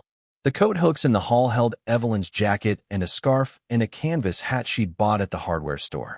The living room, visible through the open door, had the rocking chair with a new rush seat she'd woven herself on a Tuesday afternoon following instructions she'd found in a library book. A lamp stood beside it. Firewood was stacked neatly beside the stone fireplace. "Mom," Patricia said, and then couldn't say anything else for a moment. Evelyn had not let herself anticipate this. She'd been careful about that, careful not to rehearse what she would feel when she saw her stepdaughter standing in the front hall of a house she'd made livable with her own hands after the worst months of her adult life. She'd been afraid that what she felt would be too large and come out wrong. What she felt was simpler than she'd feared. She was glad Patricia was there. That was the whole of it. "Come into the kitchen," Evelyn said. "I made soup." They ate at the kitchen table with the stove going and the window dark against the December night, and Patricia talked, slowly at first, and then more freely, about her own life, which Evelyn realized she'd stopped paying attention to in the years when Marcus had been consuming most of the family's emotional energy. Patricia's marriage was ending. Not dramatically, not with conflict, but in the quiet way that some marriages ended, Two people growing apart in different directions over many years until one day they looked across a table and understood that what held them together had stopped being enough. I think I've been watching it happen for a while, Patricia said, and not doing anything about it because doing something would mean admitting I'd made a mistake. Admitting a mistake is easier than living with one, Evelyn said. Patricia looked at her. Is that what you think about what Marcus and I did? That we were afraid to admit the mistake while we were making it? Evelyn looked at her soup. I think your brother needed money and built a reason around the need. I think you went along because you've been going along with Marcus since you were 5 years old, and the habit is very deep. She looked up. I don't think either of you are bad people. I think you did a bad thing. Patricia's eyes went red, but she didn't cry. She'd cried on the phone, and it had been real, and this was something harder than crying, the part that came after. I'm going to pay you back, Patricia said. The money from the car. Whatever my share was from the accounts. Keep it, Evelyn. Keep it, Evelyn said again. I don't need it, and I don't want there to be a ledger between us. A ledger means we're keeping score, and I'm too old to keep score with people I love. That was when Patricia cried, the proper kind, with no performance to it, just the relief of being told that something you'd broken might still be fixable. Evelyn got up and put the kettle on and let her cry without comment, because comment would have been the wrong thing, and she'd learned a long time ago to recognize when silence was the only good response. They sat up until nearly midnight. Patricia asked about the collection, carefully, and Evelyn told her what she could tell her, the broad shape of it without the specifics that were still under confidentiality agreements with Carver and Daniel. She told her about Harvey McCready and Bobby and Gerald's letter. She told her what Gerald had been carrying for 26 years. Patricia was quiet for a long time after that. He never said anything, she said. He never said anything to anyone. Not even a hint. Not once. He thought he was protecting people by keeping it to himself. He was protecting me from a problem he hadn't solved, and he was protecting the collection from being found before he'd figured out who it rightfully belonged to. Evelyn turned her coffee cup in her hands. The protecting became the habit, and then the habit became the secret, and then he ran out of time. Patricia looked at the kitchen, the lamp on the counter, the notebook on the table, the window through which the creak was invisible but audible in the quiet. He loved you, she said, more than I think he ever knew how to say. He used to watch you sometimes, when you weren't looking, and it was just obvious. The way he looked at you. Evelyn held her coffee cup and didn't say anything for a moment. I know, she said finally. I knew it when it was happening. I just wish he'd trusted me with this. Would you have wanted to know? Yes, Evelyn said, without hesitation. I would have helped him figure it out. That's what I was there for. Patricia stayed through Sunday, as she'd promised. She helped Evelyn clear brush along the eastern side of the property. 2 days of cold outdoor work that left them both stiff-shouldered and tired at the end of each afternoon, eating dinner at the kitchen table without the energy for complicated conversation. It was good work. The kind that asked nothing of you except that you keep moving, and that gave you something visible for the effort. On Sunday morning, Patricia stood at the kitchen window with her coffee and looked out at the yard they'd opened up, the tree line visible now where it hadn't been before, the winter light coming through where the brush had been. I'll come back, she said. Next month, maybe, if that's all right. That's all right, Evelyn said. She drove away after breakfast, and Evelyn stood at the end of the driveway and watched the car go, and then went back inside and sat at the kitchen table with her notebook and picked up where she'd left off. December moved through the valley at the pace December always took in mountain country, slow and gray and cold, the creek running low under a skim of ice at the edges, the oak tree at the road dropping its last few leaves in the wind off the ridge. Evelyn settled into the rhythm of the farmhouse the way you settle into a place that fits you, not all at once, but piece by piece, each week adding something that hadn't been there the week before. She got the electricity working in all rooms by the second week of December, with the help of an electrician from the next county who charged a fair rate and didn't ask too many questions about how long the house had been empty or why someone her age was living out here alone. She got the water heater replaced. She had the porch roof on the left side taken down entirely and rebuilt by a carpenter named Will, who lived 4 miles down County Road 12 and who worked the way good carpenters work, measuring twice and cutting once and taking no shortcuts on the joints. Ray Garfield came by twice a week with what he'd split and stacked in the barn, bringing more than she needed because he was that kind of man, the kind whose generosity expressed itself in excess rather than calculation. He didn't stay long on these visits. He'd set the wood down and drink a cup of coffee standing up and tell her one thing about the property, something he remembered from the years. He'd been watching it, a detail about the original garden or the stone wall along the eastern boundary or the creek's behavior in spring when the snowmelt came down fast from the ridge. Then he'd go. She accumulated these details the way you accumulate the pieces of a thing you're trying to understand. The farm had a history longer than Gerald's 50 years of ownership, and that history lived in people like Ray, who had watched the land through seasons and decades and knew its character in the way that only time and attention could teach. Carver called from Washington on the second Thursday of December with the first significant news. One of the estate foundations, the one representing an artist whose name appeared 3 times in the inventory and whose work was among the most recognized in the collection, had responded to his letter.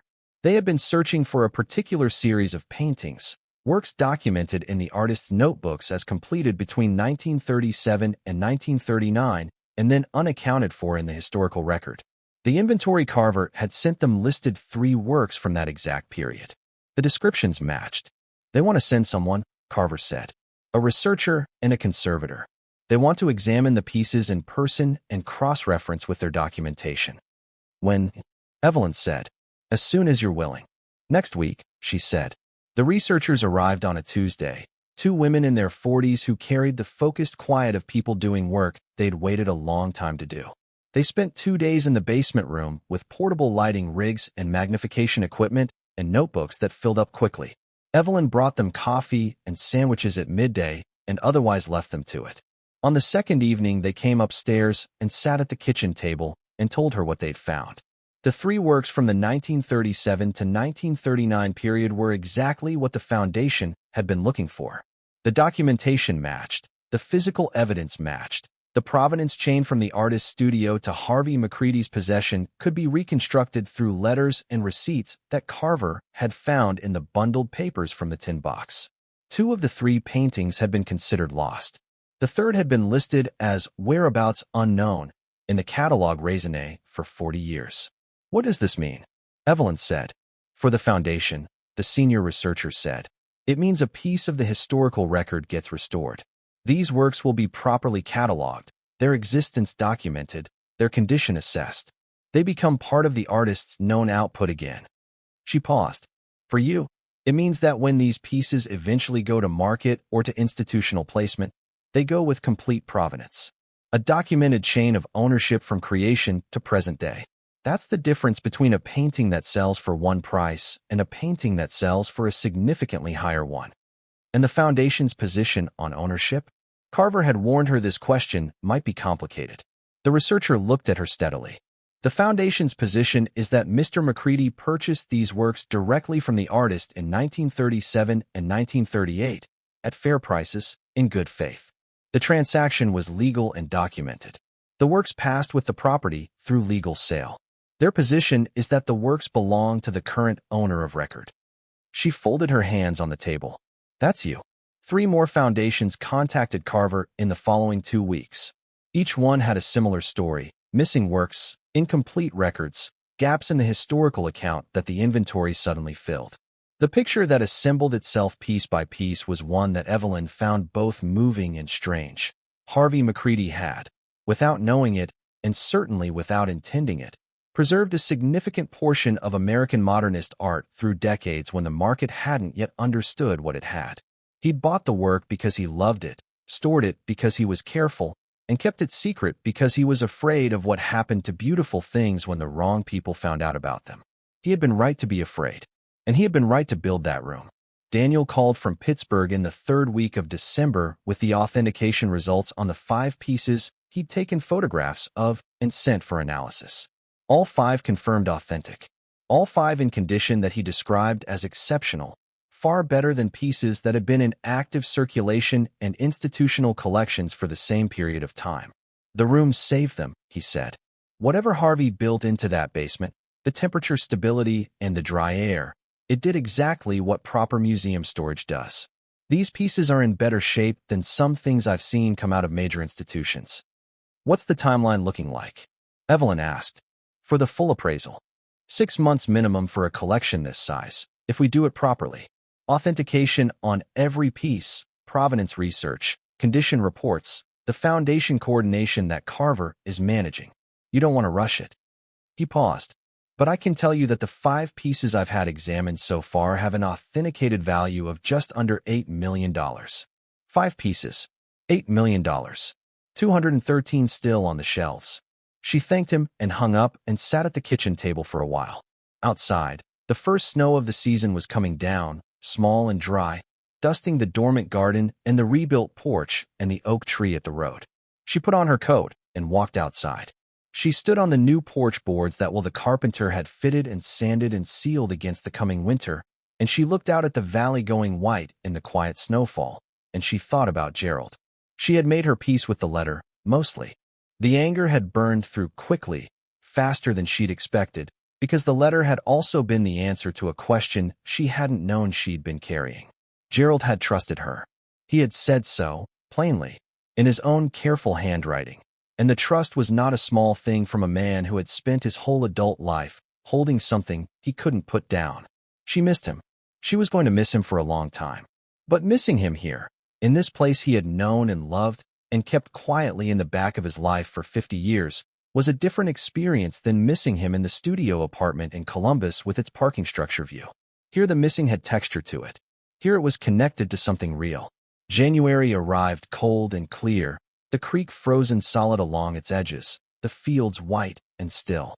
Evelyn had established a routine by now, mornings at the kitchen table with her coffee and her notebook, afternoons doing whatever the farm needed, evenings reading or talking with Ray when he stopped by, or talking with Patricia on the phone.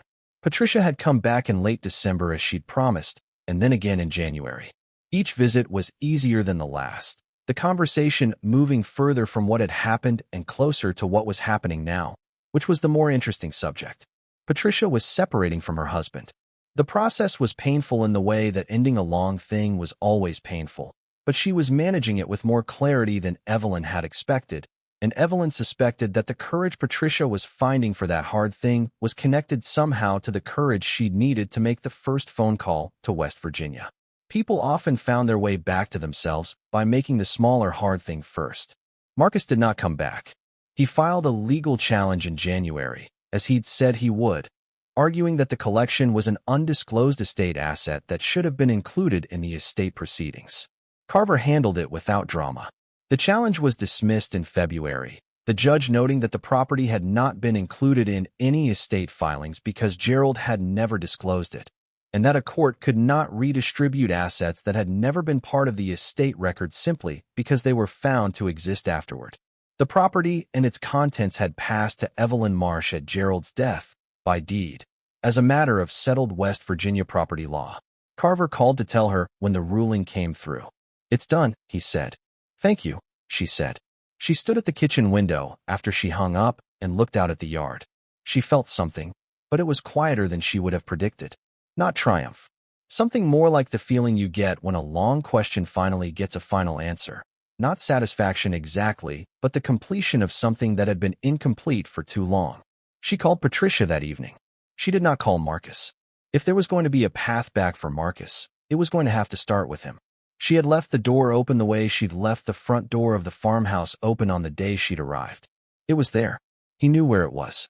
What he did with that knowledge was his to decide.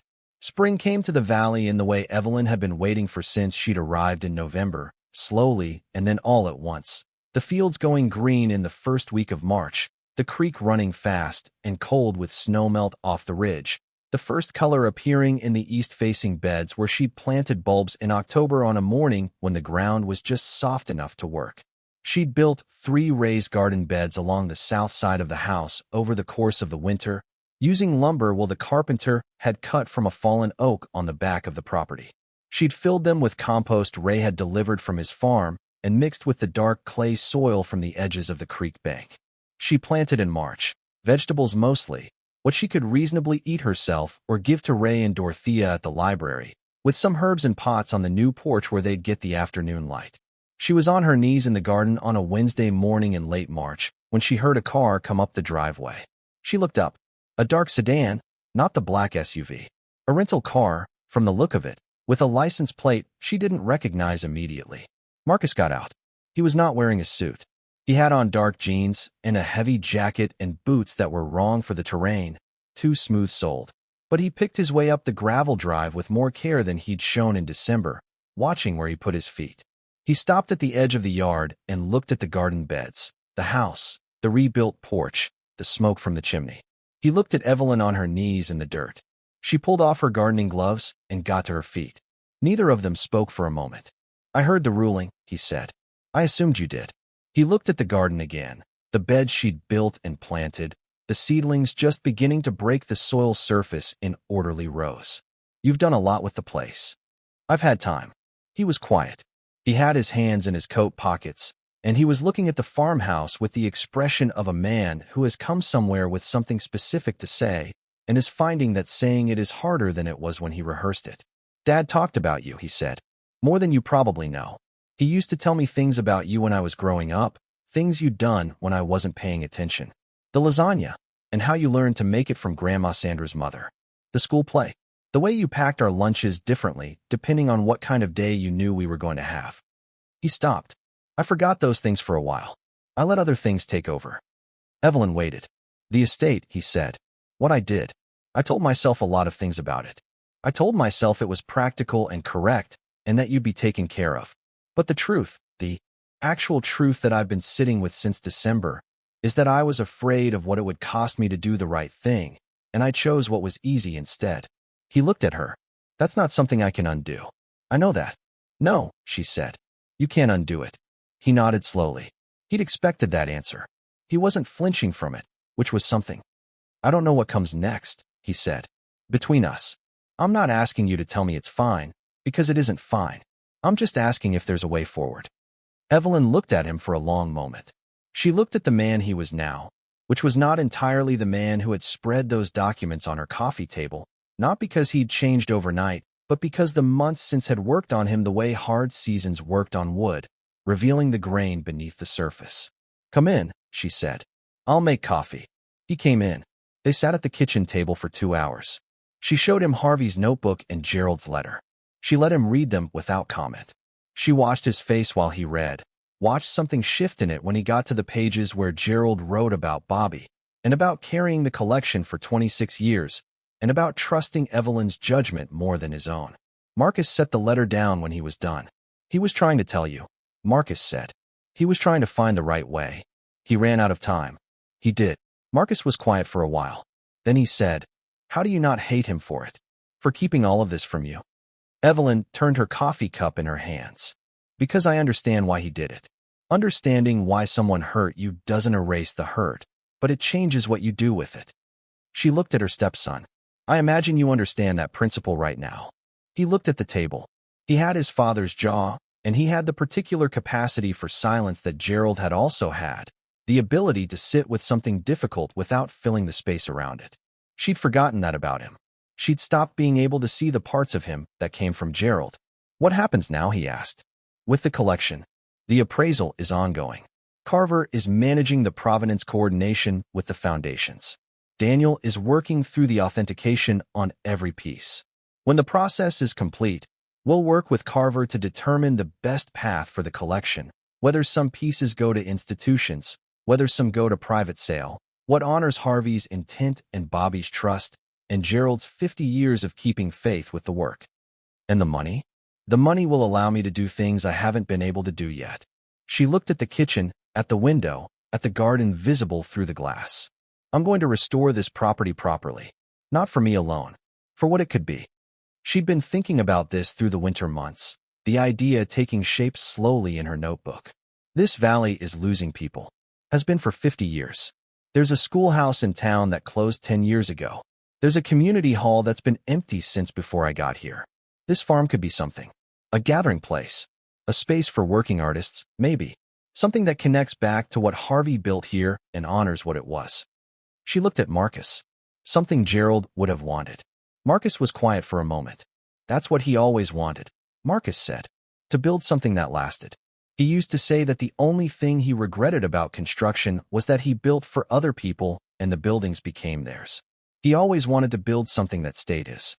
It won't be his, Evelyn said. It'll be the valley's. But he's in the foundation of it. He kept the room. He kept the faith. That means something. Marcus drove away in the late afternoon. He didn't promise anything specific, and she didn't ask him to. What had happened between them was not resolved, could not be resolved in a single conversation, but something that had been locked had opened slightly, and that was enough for now. She stood on the porch and watched his car until it was gone. May came. Daniel called with the full preliminary appraisal in the first week of May. The authentication was complete on 160 pieces. The remaining 58 were in process, with results expected by the end of June. Based on the authenticated 160, the collection value was $53 million. She sat down when he told her that. Not because the number shocked her. She'd been living with large numbers in the abstract for months. She sat down because the number was no longer abstract. It had documentation behind it, signatures and reports and chemical analysis, and the careful work of a dozen experts who had each looked at a piece of what Harvey McCready had assembled in this valley and confirmed what it was. The remaining pieces, Daniel said, if they appraise consistent with what we've seen, could bring the total to 65, maybe 70 million. There are two pieces in the unprocessed group that I have reason to believe are particularly significant. I don't want to speculate until we have the reports. 65 to 70 million, Evelyn said. Conservatively. She thanked him and hung up and went outside and stood in the garden, which was fully planted now, the beds green and ordered, the herbs on the porch filling out in the May warmth. She stood among the rows and looked at the valley, the ridge, the line of the creek through the trees at the property's edge. $65 to $70 million, assembled piece by piece by a coal man from West Virginia who loved art and built a room to protect it, held in trust for 50 years by a man who could never figure out how to put it down, and now hers to do something lasting with.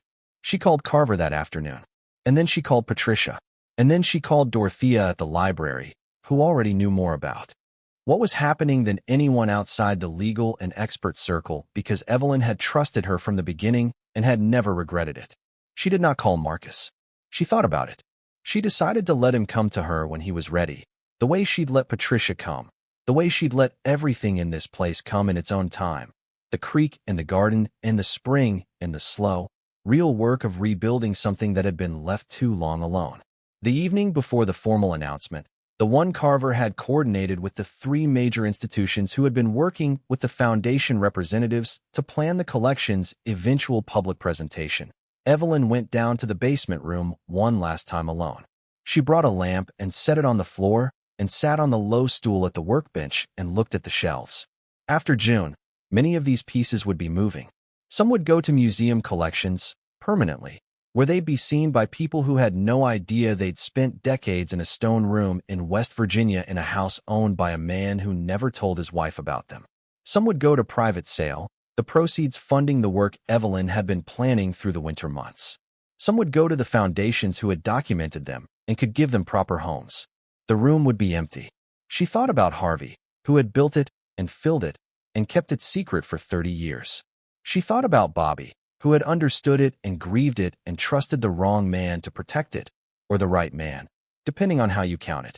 She thought about Gerald, who had spent 50 years trying to be worthy of that trust. She looked at the shelves and said, out loud, in the quiet of the stone room, the things she hadn't been able to say to the men who couldn't hear her.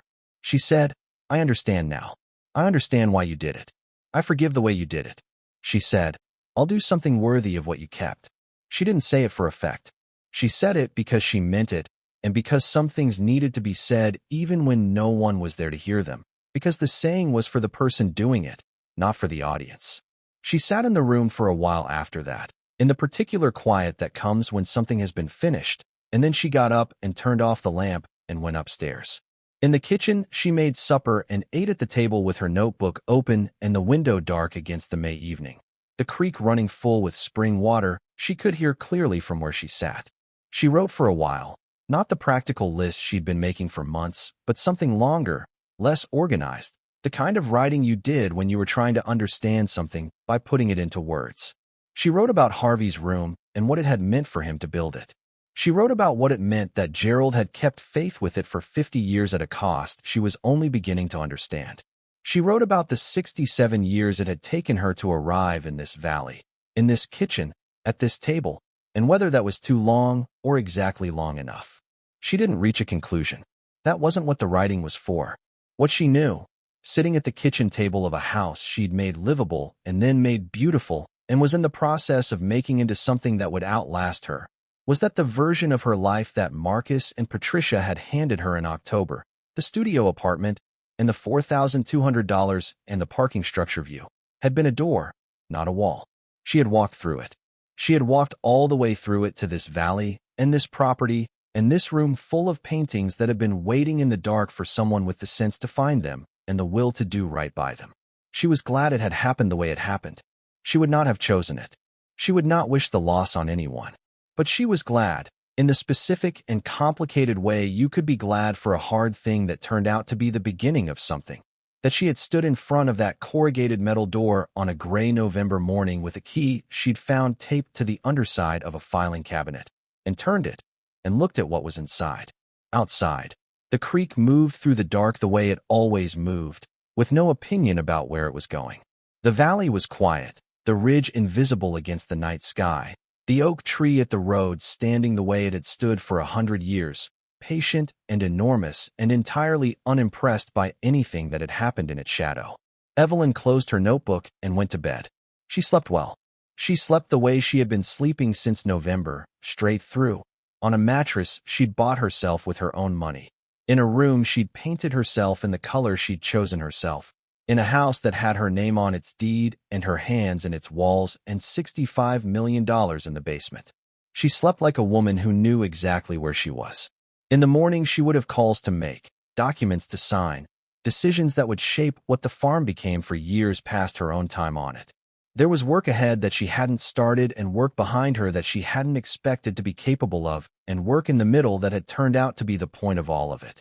The geraniums she'd planted in the window boxes on the south face of the house were just beginning to open, red and orange, and one deep pink that she hadn't planned for and was glad to find. She'd noticed them the morning before, checking the garden before the light was fully up, and she'd stood at the window box and looked at them for a while without doing anything else, because sometimes the right thing to do with something beautiful was just to stand still and let it be what it was. She had learned a few things in 8 months in Heron's Creek, West Virginia. She had learned that a house was not a house until someone decided to live in it. She had learned that the things worth protecting were usually the things that couldn't protect themselves.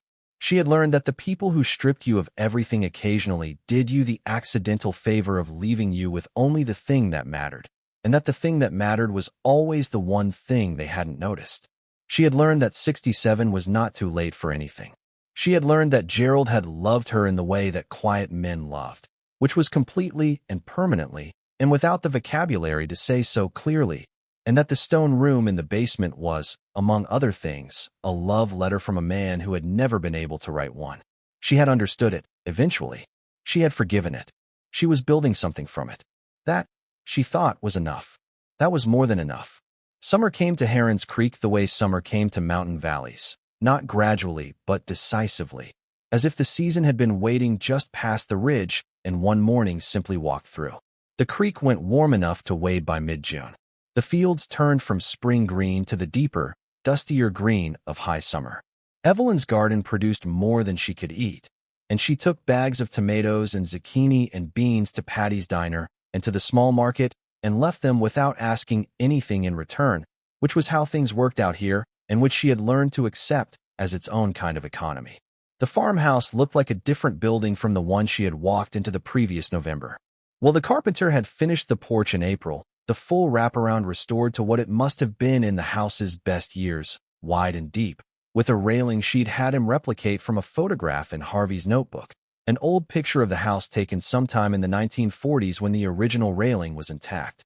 She'd had the exterior painted in late May, a warm cream that went silver in the evening light. The garden beds along the south face were full and riotous by June, the herbs on the porch trailing over their containers, the climbing rose she'd found under 20 years of deadwood beginning to send out new canes toward the trellis Will had built for it. Ray Garfield came to stand at the end of the driveway one morning in early July and look at the house for a long time without speaking. When Evelyn brought him coffee, He took the cup without turning away from the building. Henry McCready built this house in 1922, he said. Took him 3 years. Used timber he cut himself off the back 40. He finally turned to look at her. My grandfather helped him frame it. He used to tell me about it. Said it was the best-built house in the county, and he wasn't wrong. Evelyn looked at the house beside him. I didn't know that about your grandfather. I didn't know you'd need to know it until recently. He sipped his coffee. My grandfather and Henry McCready were friends for 40 years. He used to come to this porch on summer evenings, and they'd sit until the dark came. He told me once that Henry was the most careful man he'd ever known. Careful about everything. Measured twice on every board and 3 times on anything that mattered. He looked at Evelyn. I think about that when I look at what you've done here. I'm trying to do it right, she said. You are, he said. Henry would approve. The first auction results came in on a Wednesday morning in July. A call from Daniel at 7:30 while Evelyn was in the garden pulling weeds from between the bean rows. 2 pieces had gone to private sale the week before, arranged through a collector in New York whom Daniel had known for years and trusted to handle the transaction with discretion. A landscape from the 1938 Appalachian series, the first parcel she had ever unwrapped in the basement room, and a charcoal figure study from 1941. The total for the 2 pieces was $4.1 million. She was on her knees in the dirt when he told her the number. She sat back on her heels and looked at the bean plants and the tomato cages and the bright July sky above the ridge and said nothing for a moment. Evelyn, Daniel said. Are you there? I'm here, she said. I'm in the garden. The prices came in above the estimate on both pieces. The landscape in particular, the buyer was very motivated. There were 2 other parties interested, and the competition moved the number. He paused. This is going to be the pattern. The documentation Carver and the foundations have built around the provenance is exactly what serious buyers want. These pieces have a story now, a complete story, and that's worth as much as the painting itself to the right buyer. She thanked him and hung up and stayed on her knees in the garden for a while longer, not because she was overwhelmed, but because the garden was where she thought best, and she had something to think about. For $0.1 million from 2 paintings, 186 pieces still in the basement room. She pulled weeds until noon. The woman arrived on a Thursday in late July, driving a small car with Virginia plates, taking the turnoff County Road 12 slowly the way people took it when they weren't sure they had the right address. She parked in the driveway and stood beside her car and looked at the house with an expression Evelyn recognized from the outside mirror of her own first arrival. Something between uncertainty and the feeling that you've come to exactly the right place. She was in her early 50s, with the kind of face that had been beautiful when it was young and was now more interesting than beautiful, which was a better outcome. She wore practical clothes, the clothes of someone who spent time outdoors and didn't think about it, and she carried a canvas bag over one shoulder that had the weight of documents in it. Evelyn came off the porch to meet her. Mrs. Marsh? The woman said. Evelyn. My name is Claire Aldrich. She set the bag down slightly. My grandmother was Ruth Aldrich. She was a painter. Evelyn looked at her. Come inside, she said. I'll make coffee. Ruth Aldrich's name appeared 4 times in the inventory. Evelyn knew it well by now, having read through the full list so many times that she had most of it memorized. For works, all from the late 1930s, all labeled watercolor, figure study, or oil on paper, figures. Daniel had examined 2 of them and had said they were among the most technically refined pieces in the collection. He'd been researching Ruth Aldrich's career and had found relatively little, which was a common story for women artists of that period. Claire sat at the kitchen table and took a folder from her canvas bag and spread photographs across the surface. Old black and white photographs, copies made from originals, showing a woman at a drafting table, a woman standing in a studio, a woman surrounded by the tools of the work. My grandmother painted professionally from the late 1920s until about 1945, Claire said. Then she stopped.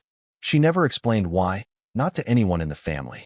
She kept her supplies, but she didn't paint. She lived until 1987, and until the day she died, she had a room in her house that nobody was allowed into. And after she died, my mother found it empty except for a list on the desk. What kind of list? Claire took another page from the folder. A handwritten list, a photocopy of the original, the handwriting elderly and deliberate. It was a list of paintings, titles, dates, dimensions. At the bottom of the list, in different ink, as if added later, were two words. Heron's Creek. Claire looked at Evelyn. We've been trying to understand that for 30 years. My mother looked, and then I looked after she died. There's a Heron's Creek in West Virginia. There's this township. There wasn't anything else to go on until I found a mention of your name in an Arts Journal article about a collection of American modernist works that had been recently authenticated in West Virginia. She paused. I drove down from Richmond yesterday. Your grandmother's work is here, Evelyn said. 4 pieces. Claire sat very still. They're in good condition, Evelyn said.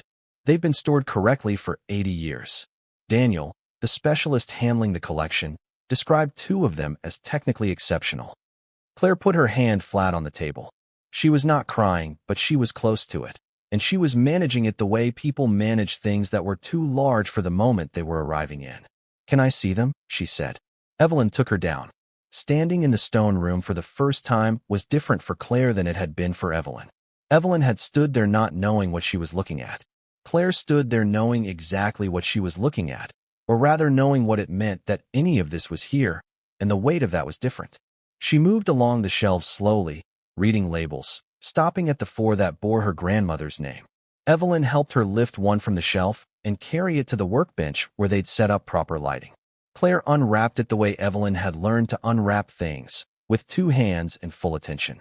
When the last layer of tissue came away, she stood looking at it for a long time without speaking.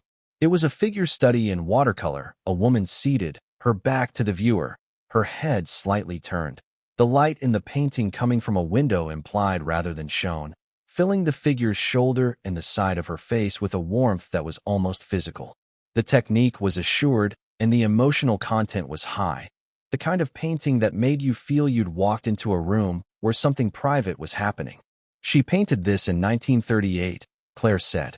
She would have been 34. Do you know who sold it to Harvey McCready? She did. Directly. She sold several pieces that year. I know that from her correspondence, but I never knew where they went. She was trying to raise money to stay in New York. Claire looked at the painting. She didn't raise enough. She came home that fall, and she never went back, and she never painted again after 1945. She was quiet for a moment. I used to think it was because she'd failed, because New York hadn't worked out the way she'd hoped. But looking at this, I think it was something else. What do you think it was? Claire turned to look at Evelyn. I think she sold her best work to a man she trusted to keep it safe because she knew she couldn't. She was a woman painter in 1938. The galleries that were showing women's work were closing. The buyers who'd been interested were less interested. She could see what was coming, and she decided that selling to Harvey McCready and knowing the work was somewhere safe was better than keeping it and watching it become nothing. Evelyn looked at the watercolor, at the woman's shoulder and the implied window light and the quality of the attention that had gone into every mark on the paper. She was right, Evelyn said. She was right, Claire said, and she never knew it. Claire spent 2 days at the farm. She photographed all 4 pieces, corresponded with Daniel by phone while she was there, and began the process of connecting the McCready acquisition records in Harvey's notebook with her grandmother's surviving correspondence. By the time she left, the provenance chain for Ruth Aldridge's 4 works was more complete than it had been for any artist in the collection. She shook Evelyn's hand at the car on her second morning. I don't know how to thank you, she said. You don't need to. Your grandmother trusted someone with her work. The work waited. That's the whole story. What will happen to the paintings? Evelyn had thought about this. That's something I want to talk to you about further when the appraisal is finished and we know what we're working with. There are institutions that would be very interested in your grandmother's work. There are also options that keep the pieces accessible without moving them far from where they've been. She looked at Claire steadily. I think you should have a say in what happens to your grandmother's work. That matters to me. Claire drove away with her canvas bag and her folder of photographs, and Evelyn went back inside and added 3 pages to the notebook she'd been keeping since November, which by July had grown into 4 notebooks, each one full, stacked on the shelf beside the kitchen window where the morning light hit them first.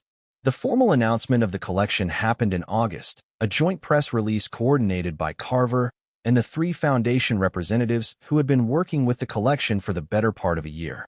It was careful and specific, crediting Harvey McCready as the original collector, documenting the chain of custodianship through Bobby and Gerald, and describing Evelyn's role as the person who had found the collection and committed to handling it with integrity. Dorothea at the library had known the announcement was coming for weeks. She had been quietly preparing materials about Heron's Creek's history, about the McCready family and the township's coal-era prosperity in the decades since. When the press release went out on a Monday morning, Dorothea had a display ready in the single-room library that told the community's story alongside the collection's story, because she understood, as good librarians do, that context was not optional. The response was larger than Evelyn had anticipated.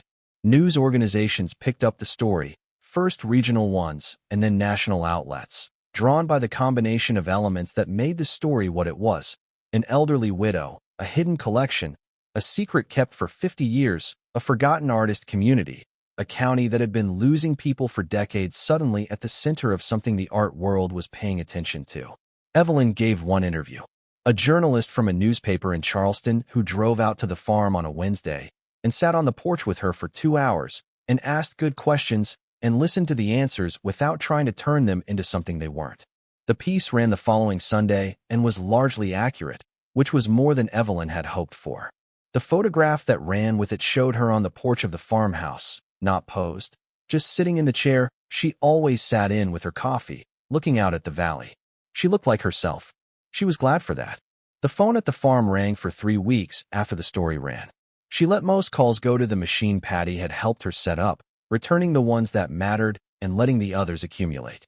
There were people from art institutions, people from the press, people who simply wanted to say that the story had meant something to them. There were 2 people who called to say they had relatives who had sold work to Harvey McCready in the 1930s and wanted to know what had happened to it. She gave both of them Carver's number, and he handled those conversations with the care they deserved. Marcus called on a Friday in August. She almost didn't answer. She saw his name on the screen and held the phone for a moment, and then she answered because she had said the door was open and she meant it. He didn't call to discuss the collection or the press coverage or the legal situation, all of which had been fully resolved. He called to ask a question. "Patricia told me about what you said," he said, "about wanting to do something with the farm. A residency, a community space." "I did say that. I'm a developer," he said. "It's what I do, or what I'm trying to get back to doing, on a smaller scale, differently." He paused. "I'd like to help with that, if you'd want that. Not for money, not for anything in return, just because it's something I know how to do and it's something that should be done right." She was quiet for a moment. "Come down in September," she said. "We'll walk the property, and you can tell me what you see." He came in the 3rd week of September, and she walked him around the full 8 acres for the first time. The farmhouse, the barn that needed full restoration, the creek boundary, the field that had been fallow for decades, the woodlet at the back of the property where the largest trees stood. He was quiet for most of it, taking notes on a small pad, asking practical questions, the kind of questions a person asked when they were seeing a place as what it could become rather than what it was. At the end of the walk, they stood at the field's edge looking back at the house. 2 studios in the barn, he said. The upper floor has the light for it. For guest rooms in the farmhouse, or 5 if we reconfigure the back bedroom. Shared kitchen, shared dining. A small gathering space in the outbuilding between the barn and the house, which is basically standing and just needs weatherproofing. He looked at her. "You could host 8 to 10 residents at a time. That's what I was thinking. I can manage the construction. I know contractors. I'll vet them and oversee the work myself." He paused. "No fee. I owe you something I can't pay back with money, and this is the closest I can get." Evelyn looked at the house, the barn, the outbuilding, the valley opening out below the property to the creek. "All right," she said. They shook hands on it, standing in the field in the September light, with the oak tree visible from where they stood and the ridge behind it going red gold in the early autumn. Construction began in October, a year almost to the day since Evelyn had stood in front of a storage unit on the east side of Columbus with a key she'd found taped to the underside of a filing cabinet. Marcus drove down every other weekend and worked alongside the crew he'd assembled, doing the physical work himself on weekends and managing the project by phone during the week. He was different on the property than he was anywhere else Evelyn had seen him. More patient, more willing to take direction. He deferred to Will the carpenter on structural decisions and to Evelyn on every design choice. And he didn't once try to override what someone else knew better than he did. She watched him learn that over the course of those weeks. how to defer. It was not a natural skill for him, but he was working at it. And the working at it was its own kind of answer to the question they'd both been sitting with. The barn studio was finished by December. 2 large rooms on the upper floor, north-facing skylights that had designed to maximize the flat winter light, wide plank floors, work tables along both walls, the smell of fresh lumber and linseed oil that felt, Evelyn thought, exactly right for the purpose. She stood in the larger studio on the day it was finished and looked at the empty space and thought about what would fill it. The first residents arrived in February. 4 of them, selected through a call that Dorothea had helped draft and that had gone out through arts organizations in the region and to the estate foundations who had been working with the collection. A painter from eastern Tennessee, a printmaker from Baltimore, a sculptor who worked in found wood and had been living in Pittsburgh, and Claire Aldrich, who had applied without telling Evelyn and whose application letter had said simply, "My grandmother sold her best work to this place. I want to see what grows here." Evelyn made breakfast for all 4 of them on the first morning, at the long kitchen table that she'd had Will build from timber Marcus had helped select from the woodlot, the same timber from the same property where Henry McCready had cut the lumber for the house itself 100 years before. They sat around it with their coffee and their first morning uncertainty, and Evelyn told them what she knew about the place, about Harvey and Bobby and Gerald, and the stone room below the barn that was empty now, but that had held something extraordinary for 80 years.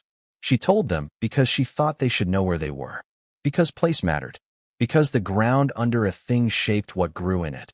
And these 4 people were going to spend 3 months working in a barn built on land that had been tended by people who understood the importance of protecting what was beautiful. The printmaker asked about the stone room afterward. Could she see it? Evelyn took her down. The room was empty now, the shelves bare, the wood pale where the weight of the wrapped parcels had pressed into it for decades. The dehumidifier ran in the corner. The lighting Evelyn had installed for the foundation researchers was still in place. It was a small, cold, precise room, and it was the most important room on the property. The printmaker stood in it for a long time. "Can I work in here?" she said. "No," Evelyn said, "but you can sit in it." The woman nodded slowly. She sat on the floor and put her back against the stone wall and looked at the empty shelves, and Evelyn left her there and went back upstairs, because some things you needed to sit with alone.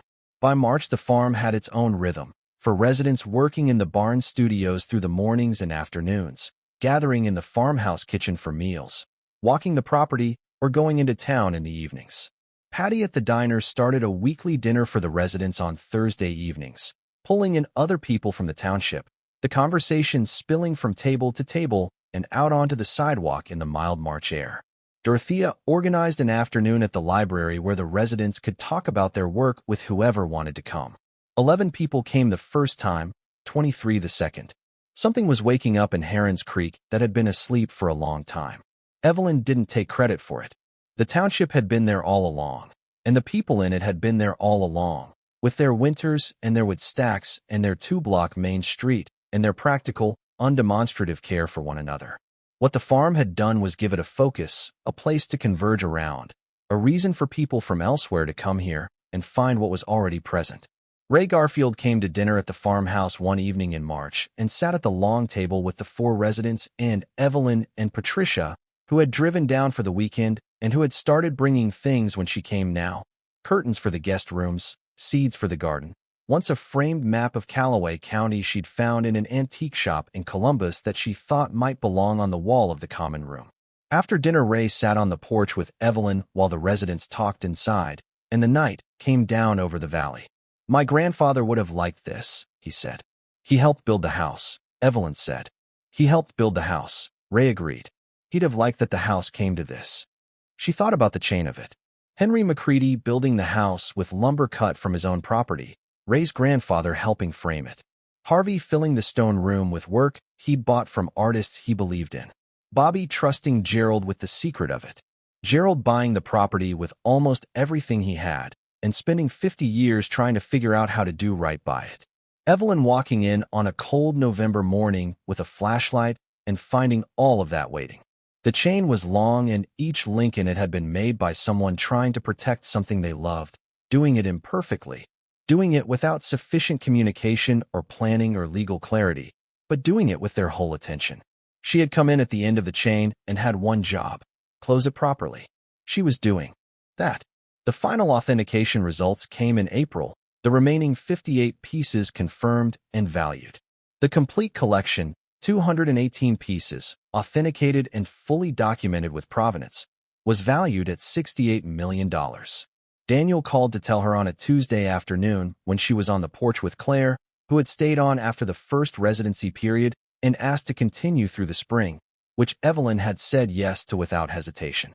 She heard the number, said thank you to Daniel, and hung up, and then she told Claire what he'd said because Claire was there and because keeping the number to herself in that moment felt like the wrong thing to do. Claire was quiet for a moment. Then she said, "What are you going to do with it?" "The collection is mostly moving now. Carver is managing the placements. Some institutional, some private sale. The institutions have been working with the foundations on long-term agreements." She looked out at the valley. "What comes out of the sales is going to fund what this place is becoming, and then the rest goes to something I've been planning since February." She told Claire about the endowment she was setting up with Carver's help, a fund named for Harvey McCready, administered through a regional arts foundation, providing direct support to working artists in Appalachia, specifically women artists, specifically in the disciplines represented by the collection. Small grants, residency stipends, emergency support for working artists in the region who needed time and space and material and had no other reliable way to get it. Ruth Aldridge's name would be on the first grant category. Claire sat very still on the porch for a moment. Then she said, "My grandmother would have been able to keep painting." "That's the idea," Evelyn said. She had one piece left. Of the 218 in the original collection, she had asked Carver to set aside one that she did not intend to sell and did not intend to donate. She had asked him about the legality of that, whether there was any question, and he had told her that the collection was hers to do with as she chose, and that keeping one piece was entirely within her rights. It was a small oil on board, 10 inches by 12, from the 1938 Appalachian series. A valley, not this valley, but a valley. Bare trees and winter light, a creek visible between them, a house in the middle distance with smoke from its chimney, the sky above it the particular white of a cold, clear morning with more weather coming. No people in it, just the land and the structure and the light and the sense of someone living there, implied by the smoke. She had hung it in the kitchen, on the wall above the table where she had read Gerald's letter on a November morning 8 months ago. She looked at it every day while she ate breakfast. She looked at it while she drank her evening coffee and wrote in her notebook. She looked at it the way you looked at something that was simultaneously the place you were in and the place you were still trying to understand. She didn't know who had painted it.